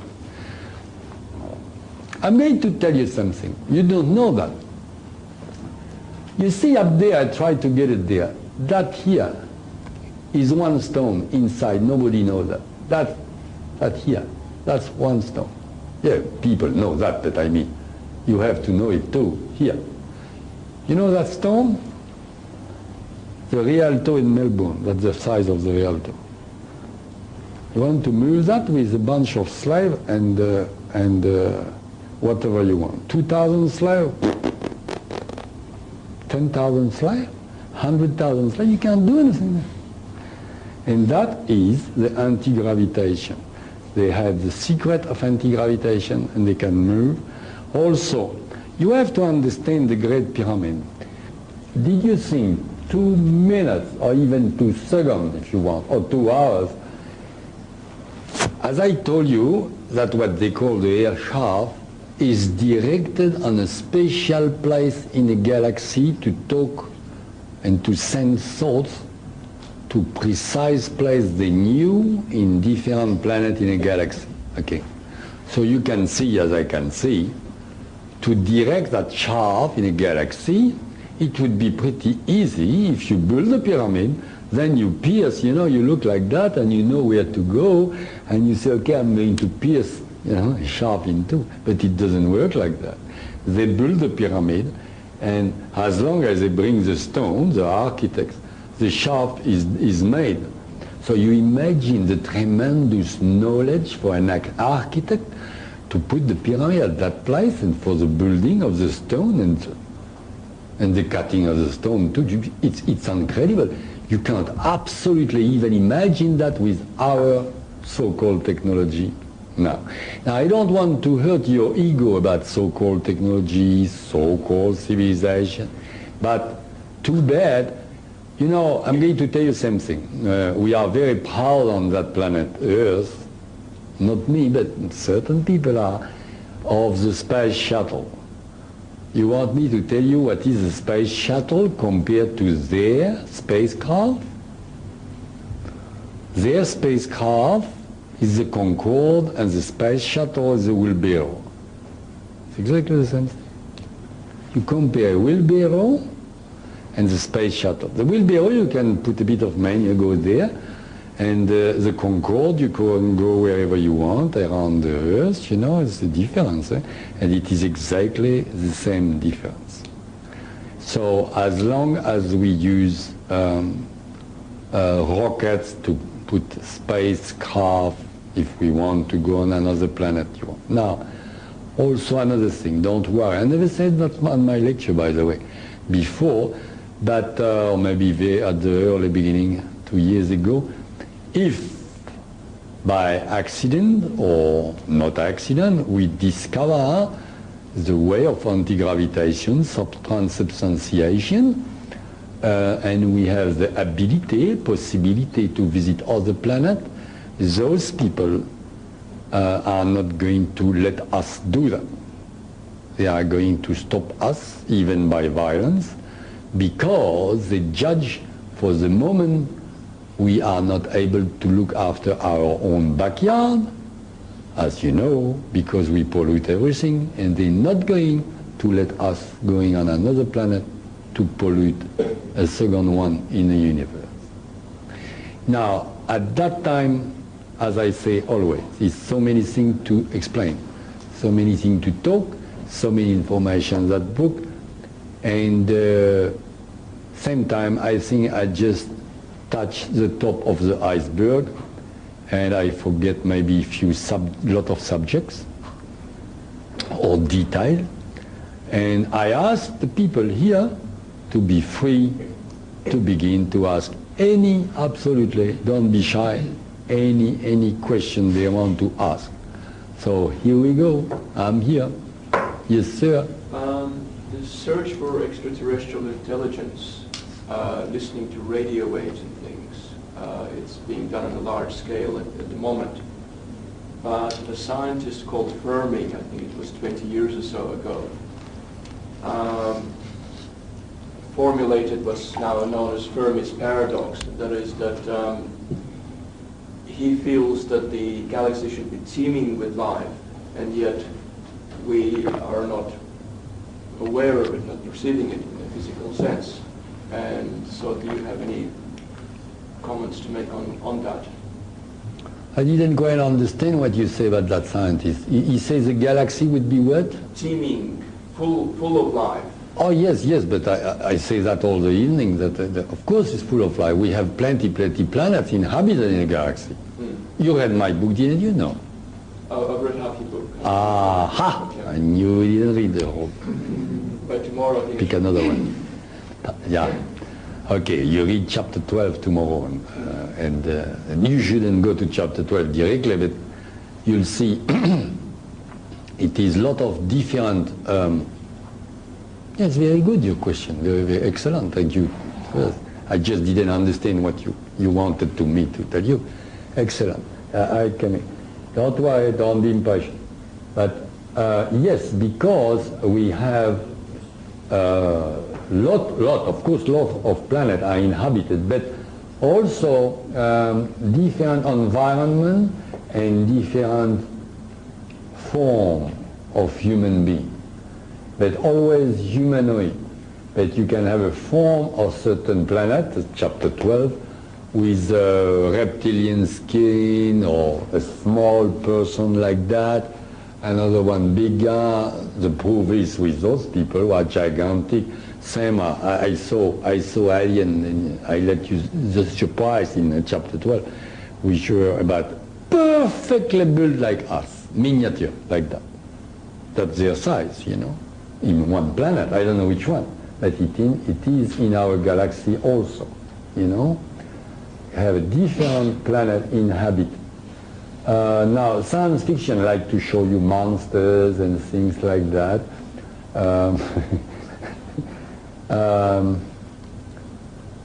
It's not only a good question, but it makes me think. I forgot about to tell you something. Some people like that explanation on that. I never talked about it before, and finally, we're going to talk about the gray aliens.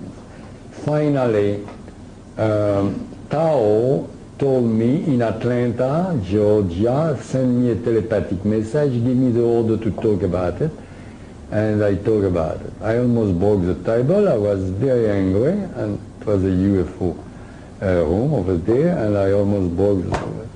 Because in front of me, they told me, oh, they're not very attentive in America. I said, not attentive? They are going to be attentive with me. I said, so much noise. Yeah, I was in America, and suddenly I said, my God, what's going on here? It's 5 million of American people who really are sure they've been implanted by the gray alien. Then Tao sent me a telepathic message. Okay, go for it. So then I say that, and first of all, I told them the Roswell crash was true. It was 6 aliens in Roswell crash, 5 died, 1 being kept alive for a while. Good. Secondly, people talk about gray and make photograph or design of ugly, like I say, science fiction. It is a bit true because all poor people are very ugly. But I saw ugly one in chapter 12. I don't tell you where, it's a chapter 12. And those ones called gray, I can't tell you exactly where they are because it's still forbidden for me, but they exist, good. But they're absolutely not dangerous like people think. First of all, it has been 100 to 150 people implanted by the gray alien on this planet. No more than that, not 5 million. So you say, why 5 million people?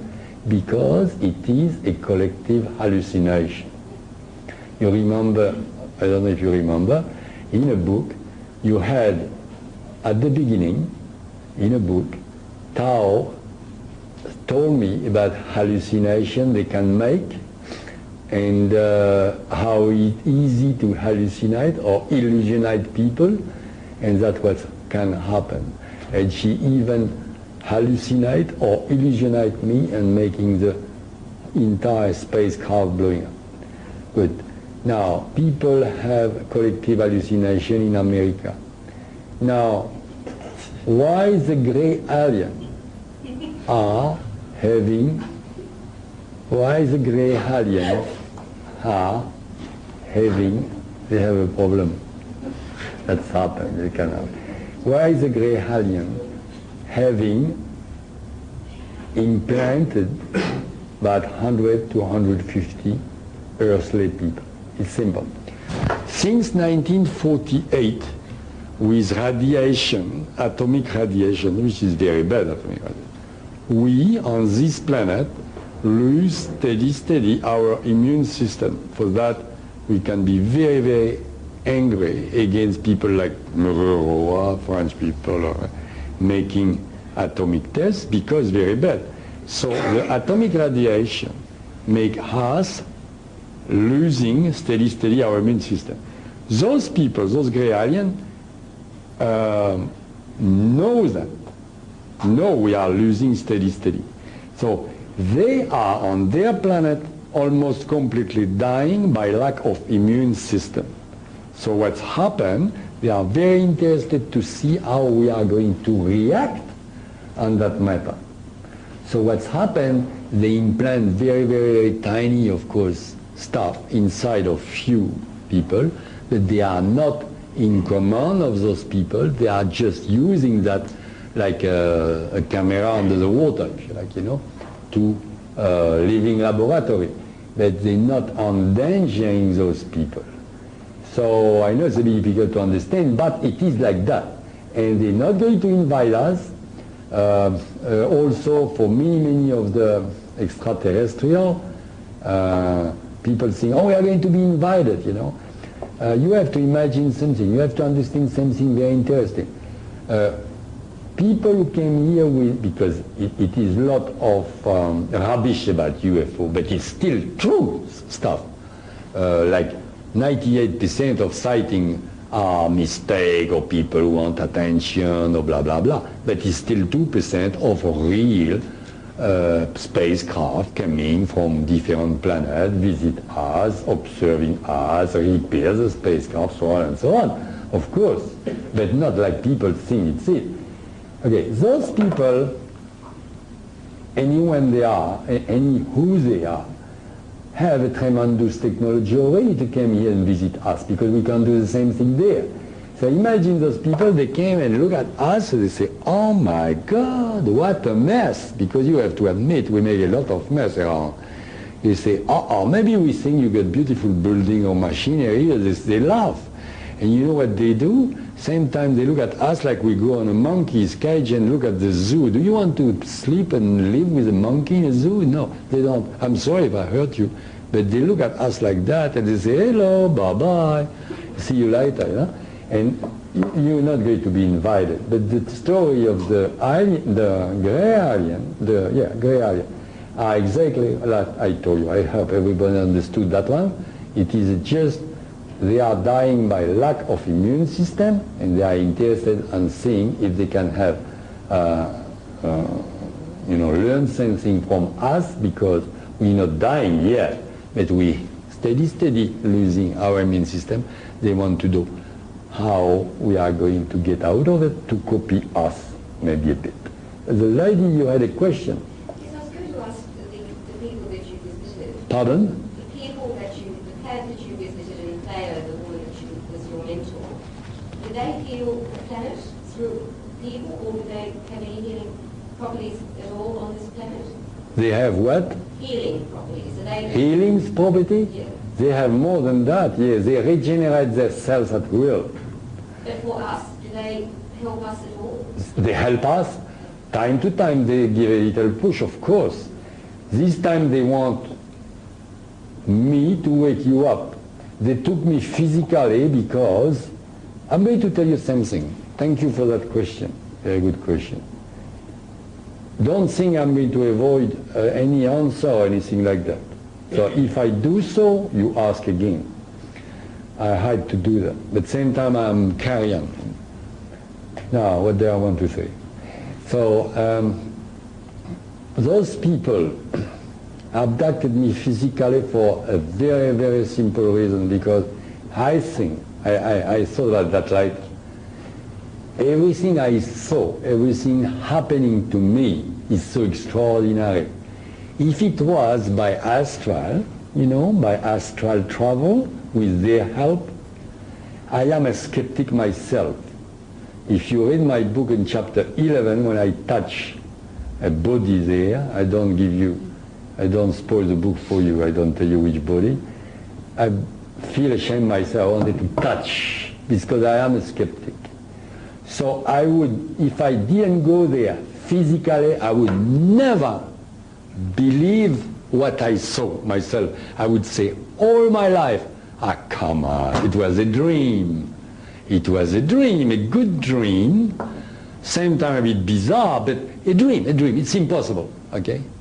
But I was there. I've been there physically. I even came back with a bruise. When I came back, I slept for 36 hours.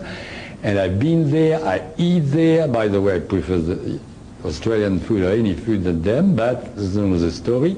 I bath there. I even swim there in the little mini swimming pool you can call, Roman bath if you want to call it like that. And I breathe there. Everything I've done there like I'm doing here. Even things you think about it, you know. So everything you do when you are with your physical body. And I disappear from my home for 9 days. But so I tell you that if I haven't been there physically, I wouldn't believe what I saw. So that's to answer your question, because they've done that to take me there, to make me witness, really witness it, to come back to report that to you, and of course for the detail I didn't remember, and they helped me telepathically for the detail in a book. Did I answer your question? Yeah. Yes, gentlemen. How can we go? Oh, you've got the white cab or the red and white? What sort of taxi do you have here? You jump in it and you transubstantiate. Okay, I am joking, but if you are a good astral traveler, you could maybe contact Tao by astral and go there by astral, if you are really master of astral travel. Now I am answering seriously. It was a very good question. Has anybody else done it besides you? That one I told you before. Please remind me. Thank you very much. C'est Victor, your name. Good. Do you remember when Tao say, sort of, shut up and do what I want, because she's like that? And she said, you are going to make a trip. Nobody knows, at least at this century. Okay. When my book went out in 93, and finally people start to read it, a friend of mine, a good friend, came and one day and said, I'll give you a present. Brought me a book. What that? In French. The Book of Enoch. Anybody heard about that? Yes. Somebody? Yeah? Book. Thank you. Book of Enoch. You read it? By John Herndon. I didn't even look the name. But it's a Book of Enoch. Yes. I hope he picked everything well in a book. So I say, you want me to read the Bible? He says, it's very nice, the Bible. I love it. But I already read it. He say, no, read it. It's an apocryph of the Bible. They don't want it in a Bible, but it's written a bit like the Bible. Enoch was, if you read it, you remember how many, 4,000 years ago? 5,000 years, he was a patriarch. Yeah, between Noah or something. The guy report in that book, in his own terminology, you know what he report? Don't you think it's a big resemblance? Did you read my book? Yes, I have. The Doko, that's the Crystal Palace. The angels, they all fly over there with that apparatus. If you read my book in chapter 12, when I tried to fly myself, and Tao say, look behind Lapionusi, he got wings. I saw the wings. She illusionated me. She hallucinated me. Black one. He can saw the golden one if he wants to. Enoch, I mean Enoch in his own terminology, I am almost sure was abducted by those people at that moment, been there and came back and write that book. That was what I wanted to tell you. Very interesting. Don't you think so? Oh, of course. Read it again. Read the two books, that one and Enoch, and you see many resemblances. Very interesting. So I said to my friend, aha, now I understand why you gave me that book. I have a question myself. If you have finished Hey, go for it. answering here. I would imagine then on the planet, on the ninth planet, the composition of the air would be so different to the composition of the air on Earth. But I Not so expect, much. I mean, I take it that you were able to breathe Oh, yeah. the air. Yeah. Not so much at all. The main thing, of course, the air is absolutely pure and so on. The main amazing things are, of course, the different gravity that can happen on many planets, more or less. But the main thing is, and also different animals, but the main thing is the colors and the luminosity. Absolutely. If we have, as I say in the book, if we have 100 of if we have 20 shades of red over there, they've got 150 example, you know. It's incredible. It's a joy for the eyes. And of course, being vibration, I understand why they are in good health. Sorry. Any other question? Yes. I go with you too. Yeah. With the star system. Pardon? With the star system, in your book, I haven't read it, but do you You haven't read it? Yes, I bought it today. Thank goodness. And I wanted to ask you a question about Sirius, Serious. the double star. I was wondering if you had any... I don't know. All right. It's very rare when I say I don't know in my lecture, but you know, I went there through that spacecraft. I remember I saw Saturn, because maybe they've done that.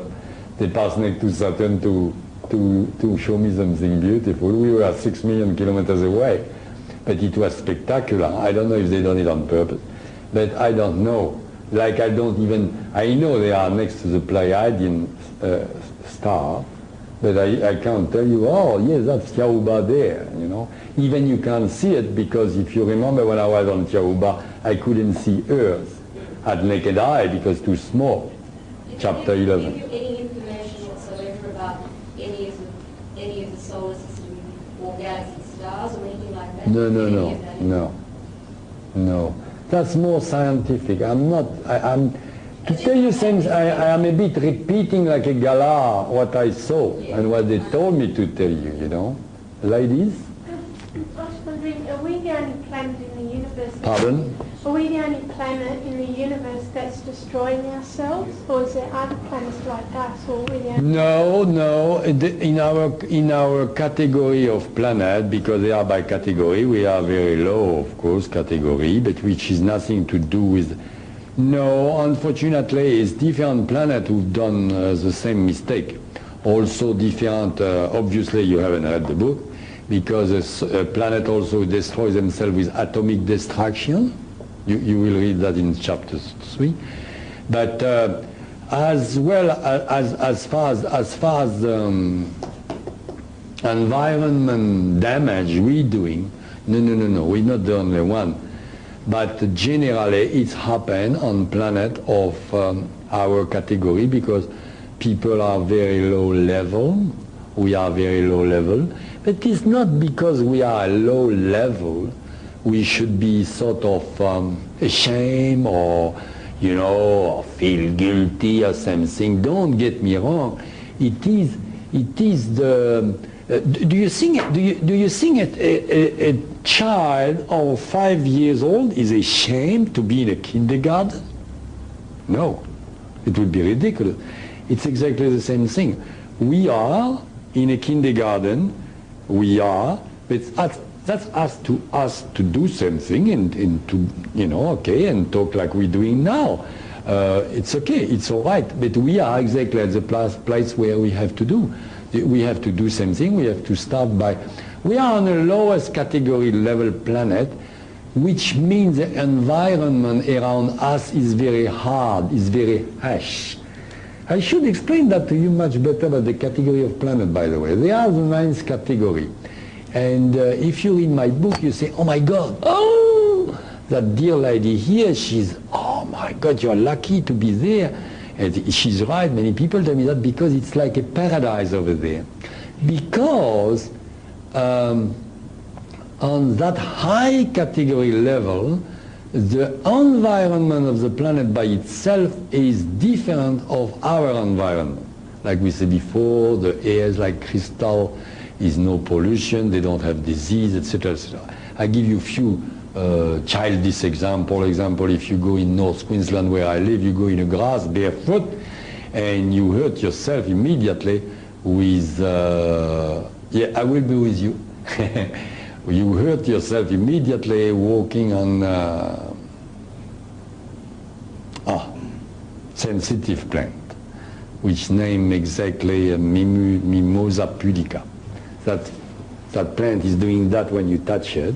It's full of thorns and you hurt yourself. Why is that? Well, the nature done that. It shouldn't be like that. Why do you take a rose, you smell the beautiful rose, you hurt yourself with thorns. You know what I mean? And it is, we have to learn this way, you know. Why do you have malaria, cancer, AIDS? It seems terrible. Some people say, God is terrible. No, no, no, no. It has been by nature done like that. Because that's the way we have to learn, very, very hard way, on that category level. And if we don't have the same environment, exactly like in a university, you don't have the same environment that you have in a kindergarten. Not the same toilet, not the same eating, you have your parents to look after you, you don't have the same stuff. Everybody knows that, you know. But the same stuff. That's what I mean when I talk about category of planet and level of planet. Yes, sir. Yeah, when you showed that picture of the moon, I may have misread it, but I thought I saw copyright 1959. Yeah. That's the guy who find that. He find that I don't know where. 1959. 1959. Taken from the moon. That's what it says. The NASA got that photograph from the hidden face of the moon. I don't know how they got it. Were they on there? What? On the moon? Of course. As far as I remember, I thought Armstrong was the first person to go there. Yeah, that's what you... That's what I thought. Yeah, yeah, What yeah. about I thought so too. So how come? Armstrong? Yeah, well, I was always of that persuasion. No, no, no, no. No? When we talking about the photograph, Yeah. it is not a person like Armstrong going and photograph. It is when they have a satellite around the moon and took photographs there. Satellite. Not I don't want to say. that's not physical, not a person going with a camera on the moon. No, no, no, no. They were sending, like, exactly like now, they send something on Mars or Jupiter or whatever. The same stuff happened at that time on the moon. Right, so that photograph was taken from satellite Like that, the same way. before 1959. Oh yeah, before, maybe a lot before, you know what I mean? Yeah. Now that other one you showed of the pyramids on Mars, the photograph of the big face, which really interests me, was that photograph a computer-enhanced photograph? Is what? Was it a computer-enhanced photograph? I don't know. I don't know. You should ask my the guy who gave me the slide, my friend in Melbourne. But I am sure, you know, everybody shows that photograph in every newspaper. Well, I've seen the photograph many times. Yeah, I've yeah. just always been... You were maybe skeptic. No. I'm not telling you skeptic about me, but skeptic about the guy who took the photograph, No, I'm maybe. not even skeptical about that. Oh, good. What I am skeptical about is computer enhancement. Because as far as I can see, and this is why I'm asking, the computer enhancement just consists of doing a mirror image Yeah. of the one that's seen. Yeah. And then you get this thing that purports to be a great big face. Yeah. And that really interests me. But, No, you're right. I'm sorry if I can't give you more, because I'm not good on computer, I'm not good on anything. But for me, of course, I know what is on Mars. Yeah. And I can tell you, all those photographs, you'll see more about a lot of things, because it is something on Mars. I mean, it's nobody there anymore. Oh, no. Mars cooled down. In every solar system, you have, many solar system, you have very often only one planet inhabited at a time. And after the hundred and thousand and millions of years, that planet cooled down, but nobody can live anymore. But example, to give you an example, if the Earth cooled down and Venus at the same time cooled down and Venus became inhabited, you can go on Venus. You know what I mean? Okay, that's what's happened. Because Martian came very, very long time ago on Earth. Yeah? Yeah, about the higher selves and the individuals, do the people on that other planet Theoba have higher selves as well? Ah, good question. Do the higher selves? Yeah, the highest, good. And higher you go on category of planet, lesser you have the higher self-distributed body, which in another world, each person on Tiahuba have his or her own higher self. The higher self gives only to one person instead of 9 body. But, very good question of course also, the higher self, yes, very good question, we have to emphasize on that. See, it's terrible, I lost a lot of things. The higher self is omnipresent, omnipotent.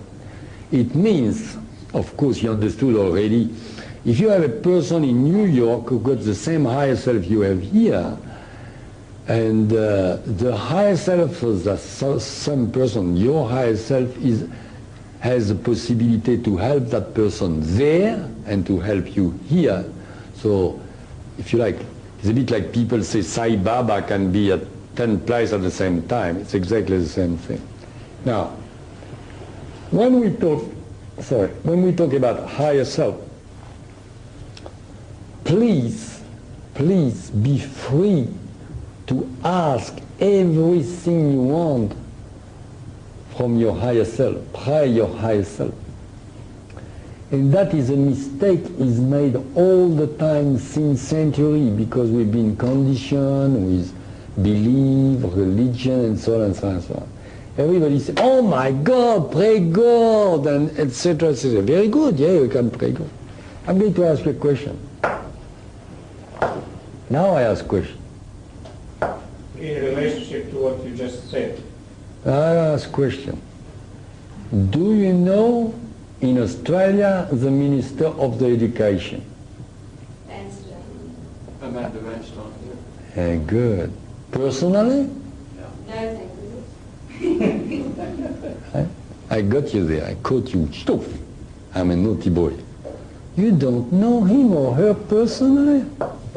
Okay. Few people here go to the school, or Sunday school, or whatever, or Sunday school, the evening school for adults. Raise your hand. Anybody? No? Nobody go to learn something? Who? You? You? You don't know anybody? Okay. You know your teacher? Do you know your teacher? Yeah, the teacher. Teacher is here like I am with you. You know me, you have a direct contact. But you don't know the Minister of Education, do you? You don't give a damn anyway. I'm sorry to make that comparison, but God is the Minister of Education. Yeah, he's responsible, but he's there. But your higher self is your teacher. Your higher self is just next to you like your teacher. And you can contact your higher self. By the way, the easy stuff to be very, very quick if you have to really ask something very important to your higher self, is simply to cross in your bed your 2 feet like that and to cross your hand. Again and again, the religion is very good, but at the same time they don't know what they're talking about. They tell you to do that. It's a long time ago, they forgot about why. Because if you do that and that, everything is electricity between your higher self and you, the astral body, the physical body, the brain, everything electric. And if you do that, you close the electric circuit and then you got more strength to contact your higher self. And then you can pray for good. And loud voice ask him for a parking spot on the street. You kidding? I can have any parking stop, and I got witness in that room I want just with my higher self. I don't do that. I yell after him in French. I say, I want it's true. But anyway, that is a sort of joke because it's not very important. But you can call for healing, for problem you have. Now, not only you can call, but by the way, your higher self is looking after you day after day, minute after minute. And we are going to talk, I'm with you, but we are going to talk very, very, very important subject here. Thank you very much to ask that question. Who asked that question? I forgot. You, thank you very, very much, because I forgot to talk about that. The suicide business, okay. Everybody's interested in the suicide business. You know, is absolutely no rubbish what is behind that book, that guy who say, this book saved my life, I was ready to commit suicide, thank you, Michel. I was in Cairns in front of my bank, and I knew, because I know people who recognize me on the street, he talked to me, and I say like if I didn't hear, and I opened my car, and the guy came, and I said, oh, okay. And he said, you are Michel, aren't you? You wrote the book. I say, oh, yeah. I say, okay, you don't remember me, I was in Brisbane at your lecture at university, so blah, blah. And, yeah, good. You all right? He said, yes. No, I just want to thank you very much.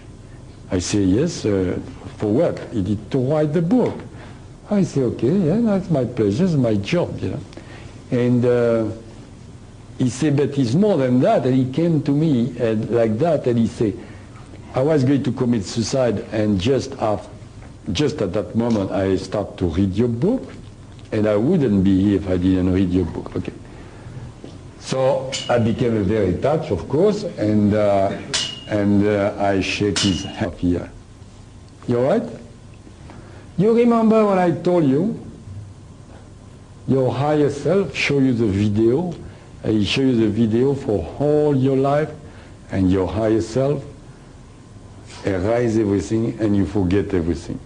You would like to know, like I do, everybody want to know, what's happened tomorrow morning? When are you going to die? Ha! Maybe in 10 minutes, maybe in 2 minutes, maybe in 10 years, you don't know. Maybe he erases everything, but he knows. Your higher self knows exactly the year, the month, the day, the minute, and the second you are going to die. No. But when you say, yes, I will be Michel Desmarquet, you sign a contract, chuk chuk. And there's no signature like that, but it's worse than a contract. That's it.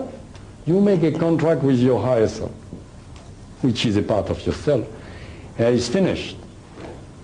If you break the contract by committing suicide, and you can, because we have, by the will of God, we have our free will.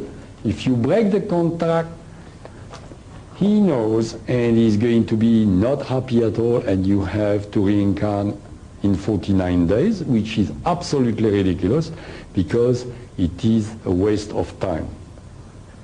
You're talking about suicide? Yeah, I'm talking.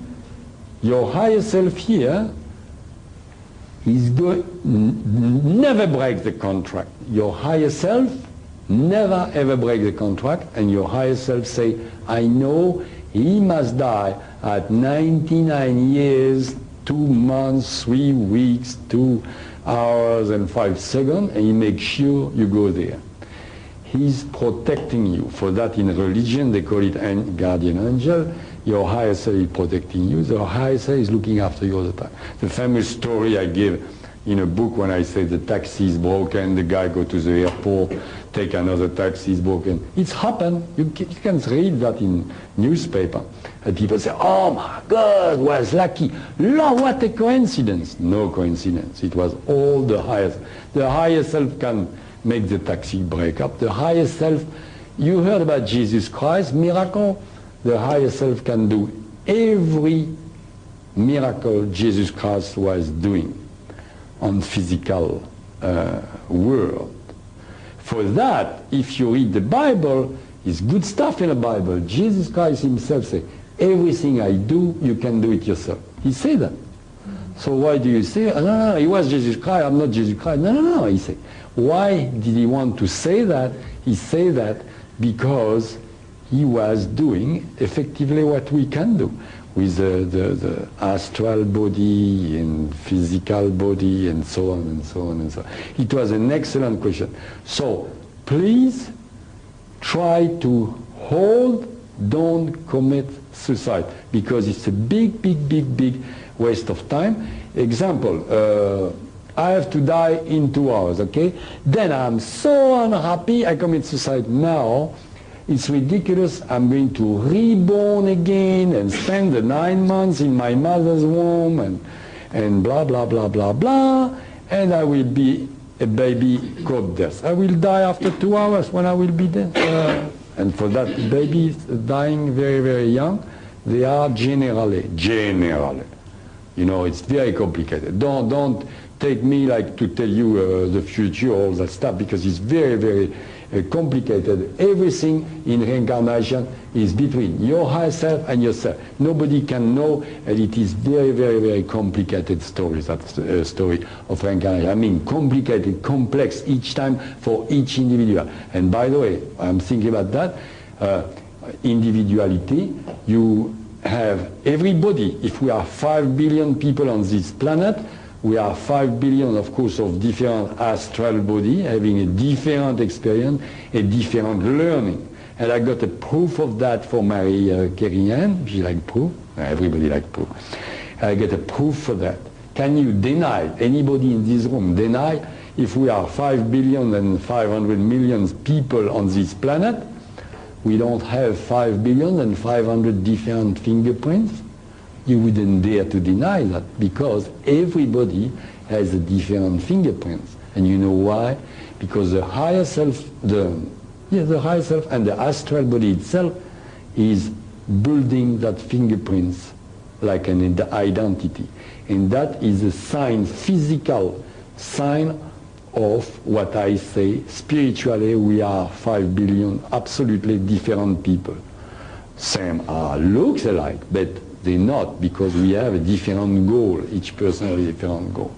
We approach to the end of my lecture, but I think I had a lady who asked me another question there. No, finish? No, I think I understand. Finish? Does the higher self have a higher self? Pardon? Does the higher self have a higher self? The higher self is a higher self? No, it doesn't look like that. Yeah. Is the higher self a body as well, or is it only the 9 or 7 bodies? I didn't understand that one. You know, like you've got 7 bodies or 9 bodies, Mm-hmm. you know, which are connected to the higher self. Mm-hmm. Well, can the higher self be a person as well? Oh, no, we can, no and yes. Because the higher self sometimes send the energy, it's electronic, okay? So send the energy. I got a lady, she told me she was killed. She saw her mother during the night going to the toilet, and mother was sick. Next morning she said, who was with you? It was a lady behind you holding you. So that was the higher self. But it was the form, it was a shape of a person for the kid, for the person who visualized. Same time people, so to answer to your question, if you like, the higher self is not like we think physical, but same time he envelope us and takes the shape of our body. Yes, it can. Also, same time people during my lecture, I don't know if anybody saw it here today, I don't know.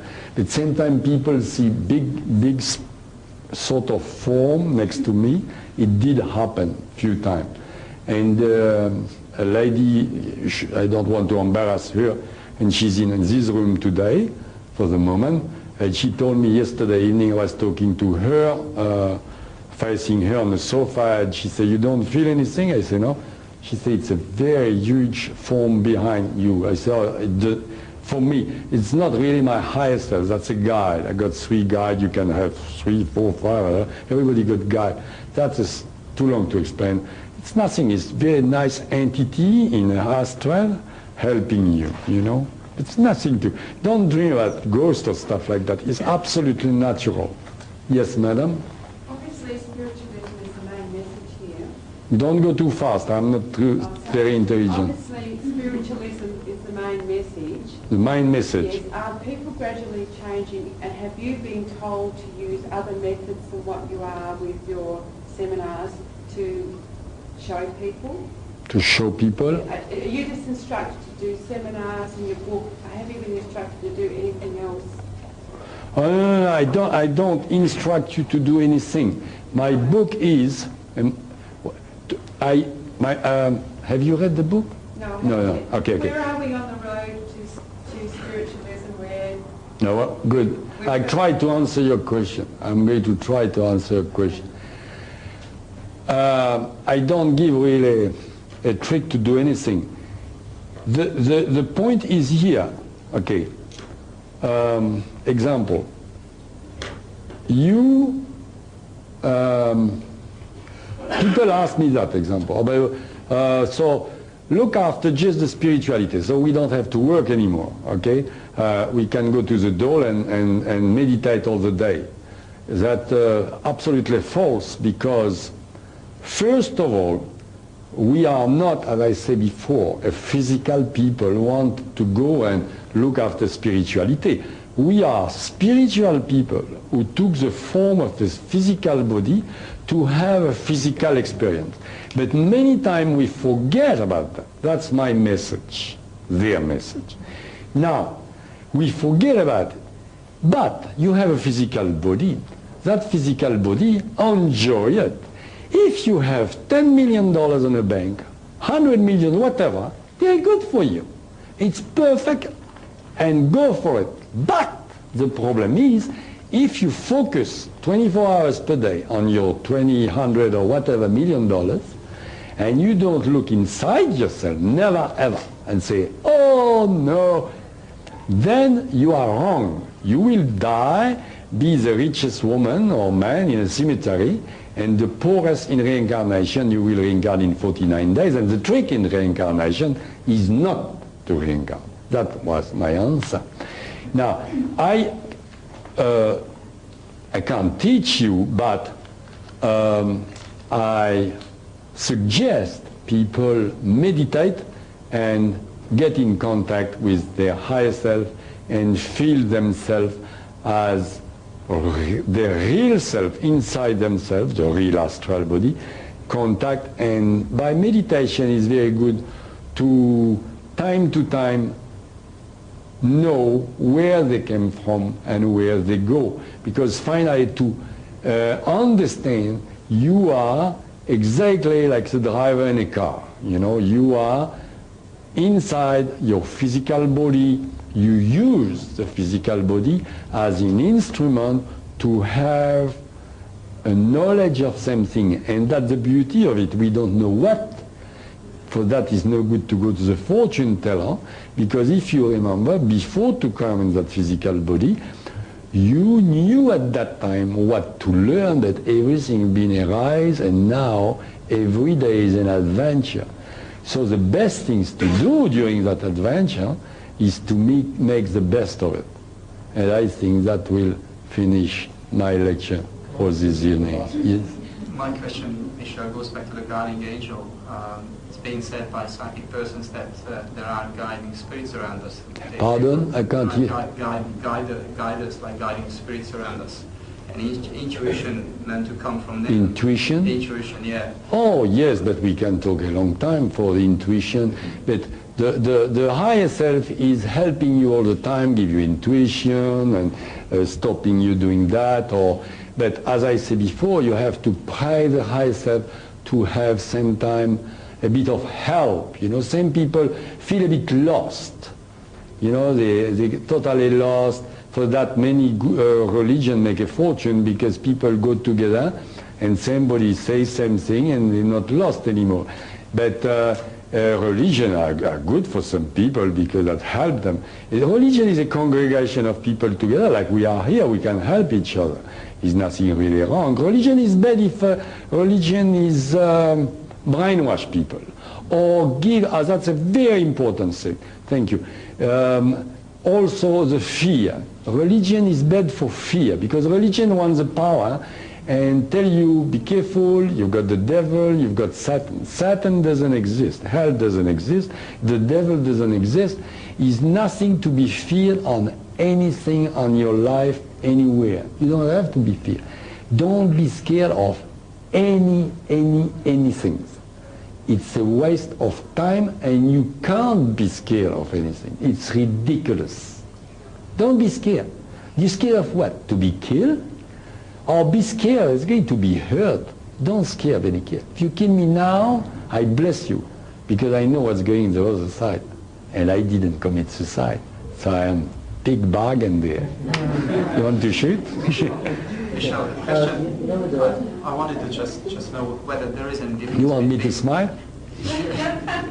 Whether there is any difference between the actual guiding spirits around us, 2 or 3, human to be, and the higher self.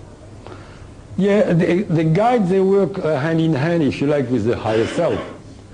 The guides are entity, but you don't really know who are they. I don't. I never seen faces. I saw forms very time to time, and I can feel them. They give you also energy, but mainly the higher self gives you energy. In few of my lectures in the summer, I wear bare arms on the Gold Coast, and one day it was so funny, a lady was like that. I said, oh my God, I'm going to have a problem. She doesn't like me, she's going to insult me or something. So I say, is it something? It was 120 people on the marquee, and I was playing with a chair. I didn't have a table. I say, she must be there or no with that chair. So I say, is it a problem, lady? She said, you are blue. She said, everybody look. And I didn't know what to say, you know. And I say, oh yeah, as long as I'm not red, you know. And I continue my lecture, and another girl who saw the same thing there told me it was people coming 20 minutes late, and she said, you remember those people? She told me another day. She said, yes. You became angry? I said, yes, I've never done that before in my lecture. I say, you know, it's not good for other people. It's not fair. You should be on time. I was very angry. And she said, and I saw all your arm here became red, and your face became red. I said to that lady for a joke. I said, to get rid of her, I say, as long as I'm not red. And that one said, what's going to happen now? He's becoming red, he's becoming red. And I didn't know that story. And one day she told me that story, and we laughed about it, and I told her what I tell you, I didn't know. But that's to tell you, and few people saw me very, very blue. Okay, that's to answer to your question. And what is that blue? Simply, my higher self say, oh my God, he's tired at the end of the lecture. And he's there, because he's there, no problem. And yours is there too, by the way. And send me full of energy, a good energy, and then it's so much energy, it came with my electron, more energy, and my electrons start to vibrate, and you can see a blue light. That's what it is. Now, if the higher self is higher self, and all these are the sort of educational facility of the universe that individuals access, now, if we are a less stupid planet than the planet Theoba, we need... We're not stupid. Or less evolved. Yeah. Only we need more one-to-one tutoring, whereas on Theoba they've got one-to-one tutoring. Yeah. And we've got only 9-to-1. Oh, that's not my fault. It's like that. It's not a matter, I think, of quantity, you know. It's not like... It's like that by nature. I tell you what I learned, that's all. You have to ask Tao. Can't establish a structure. Yeah. I'm very tired, and I think we've got about 3 hours or something like that. And I thank you very, very, very much to come at my lecture. And if you want... by the way, I have to tell you the truth. In each of my lectures, you see, I never prepare. The only thing I prepare to be not too chaotic, I say abduction, Bermuda, what?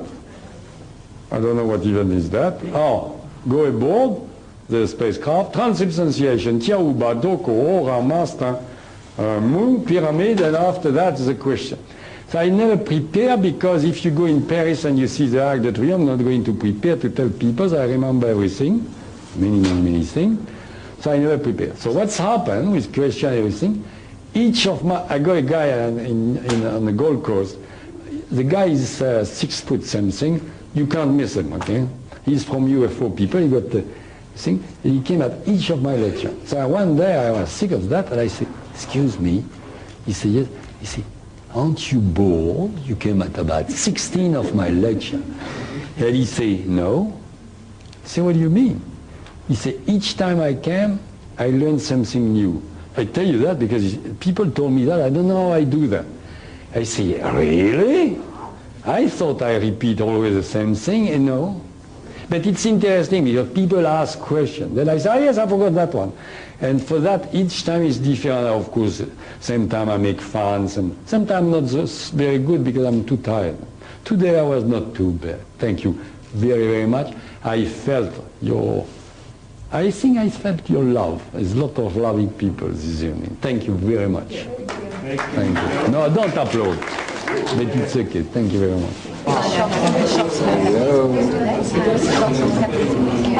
If you leave the West,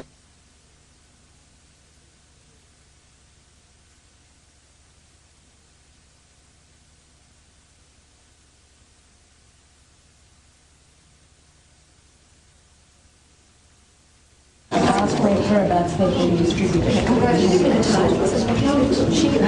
Yes. No, I don't know whether each of the 9 planets know what actually this abduction to the 9 planets. It's been renamed and it has a different colour.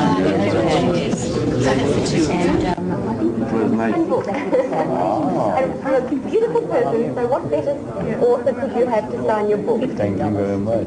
Chris, C-H-R-I-S. Thank you so much. Just stay away.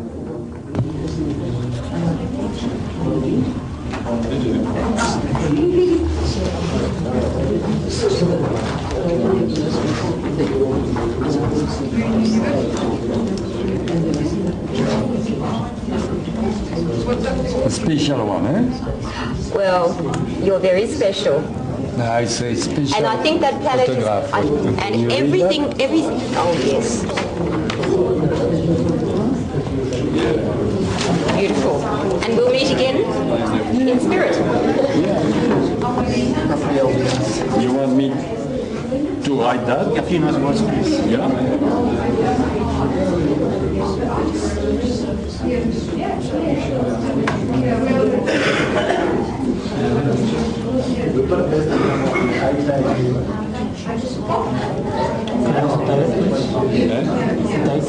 Oh yeah, yeah. The 9th. Yeah. August.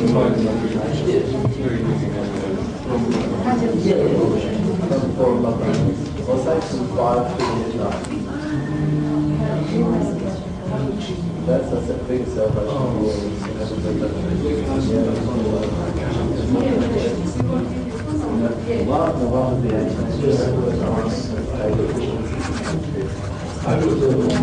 Thank you very much, Michael. It is very nice to meet you. Yeah. Me too. Thank you very much. Wow. for him to go.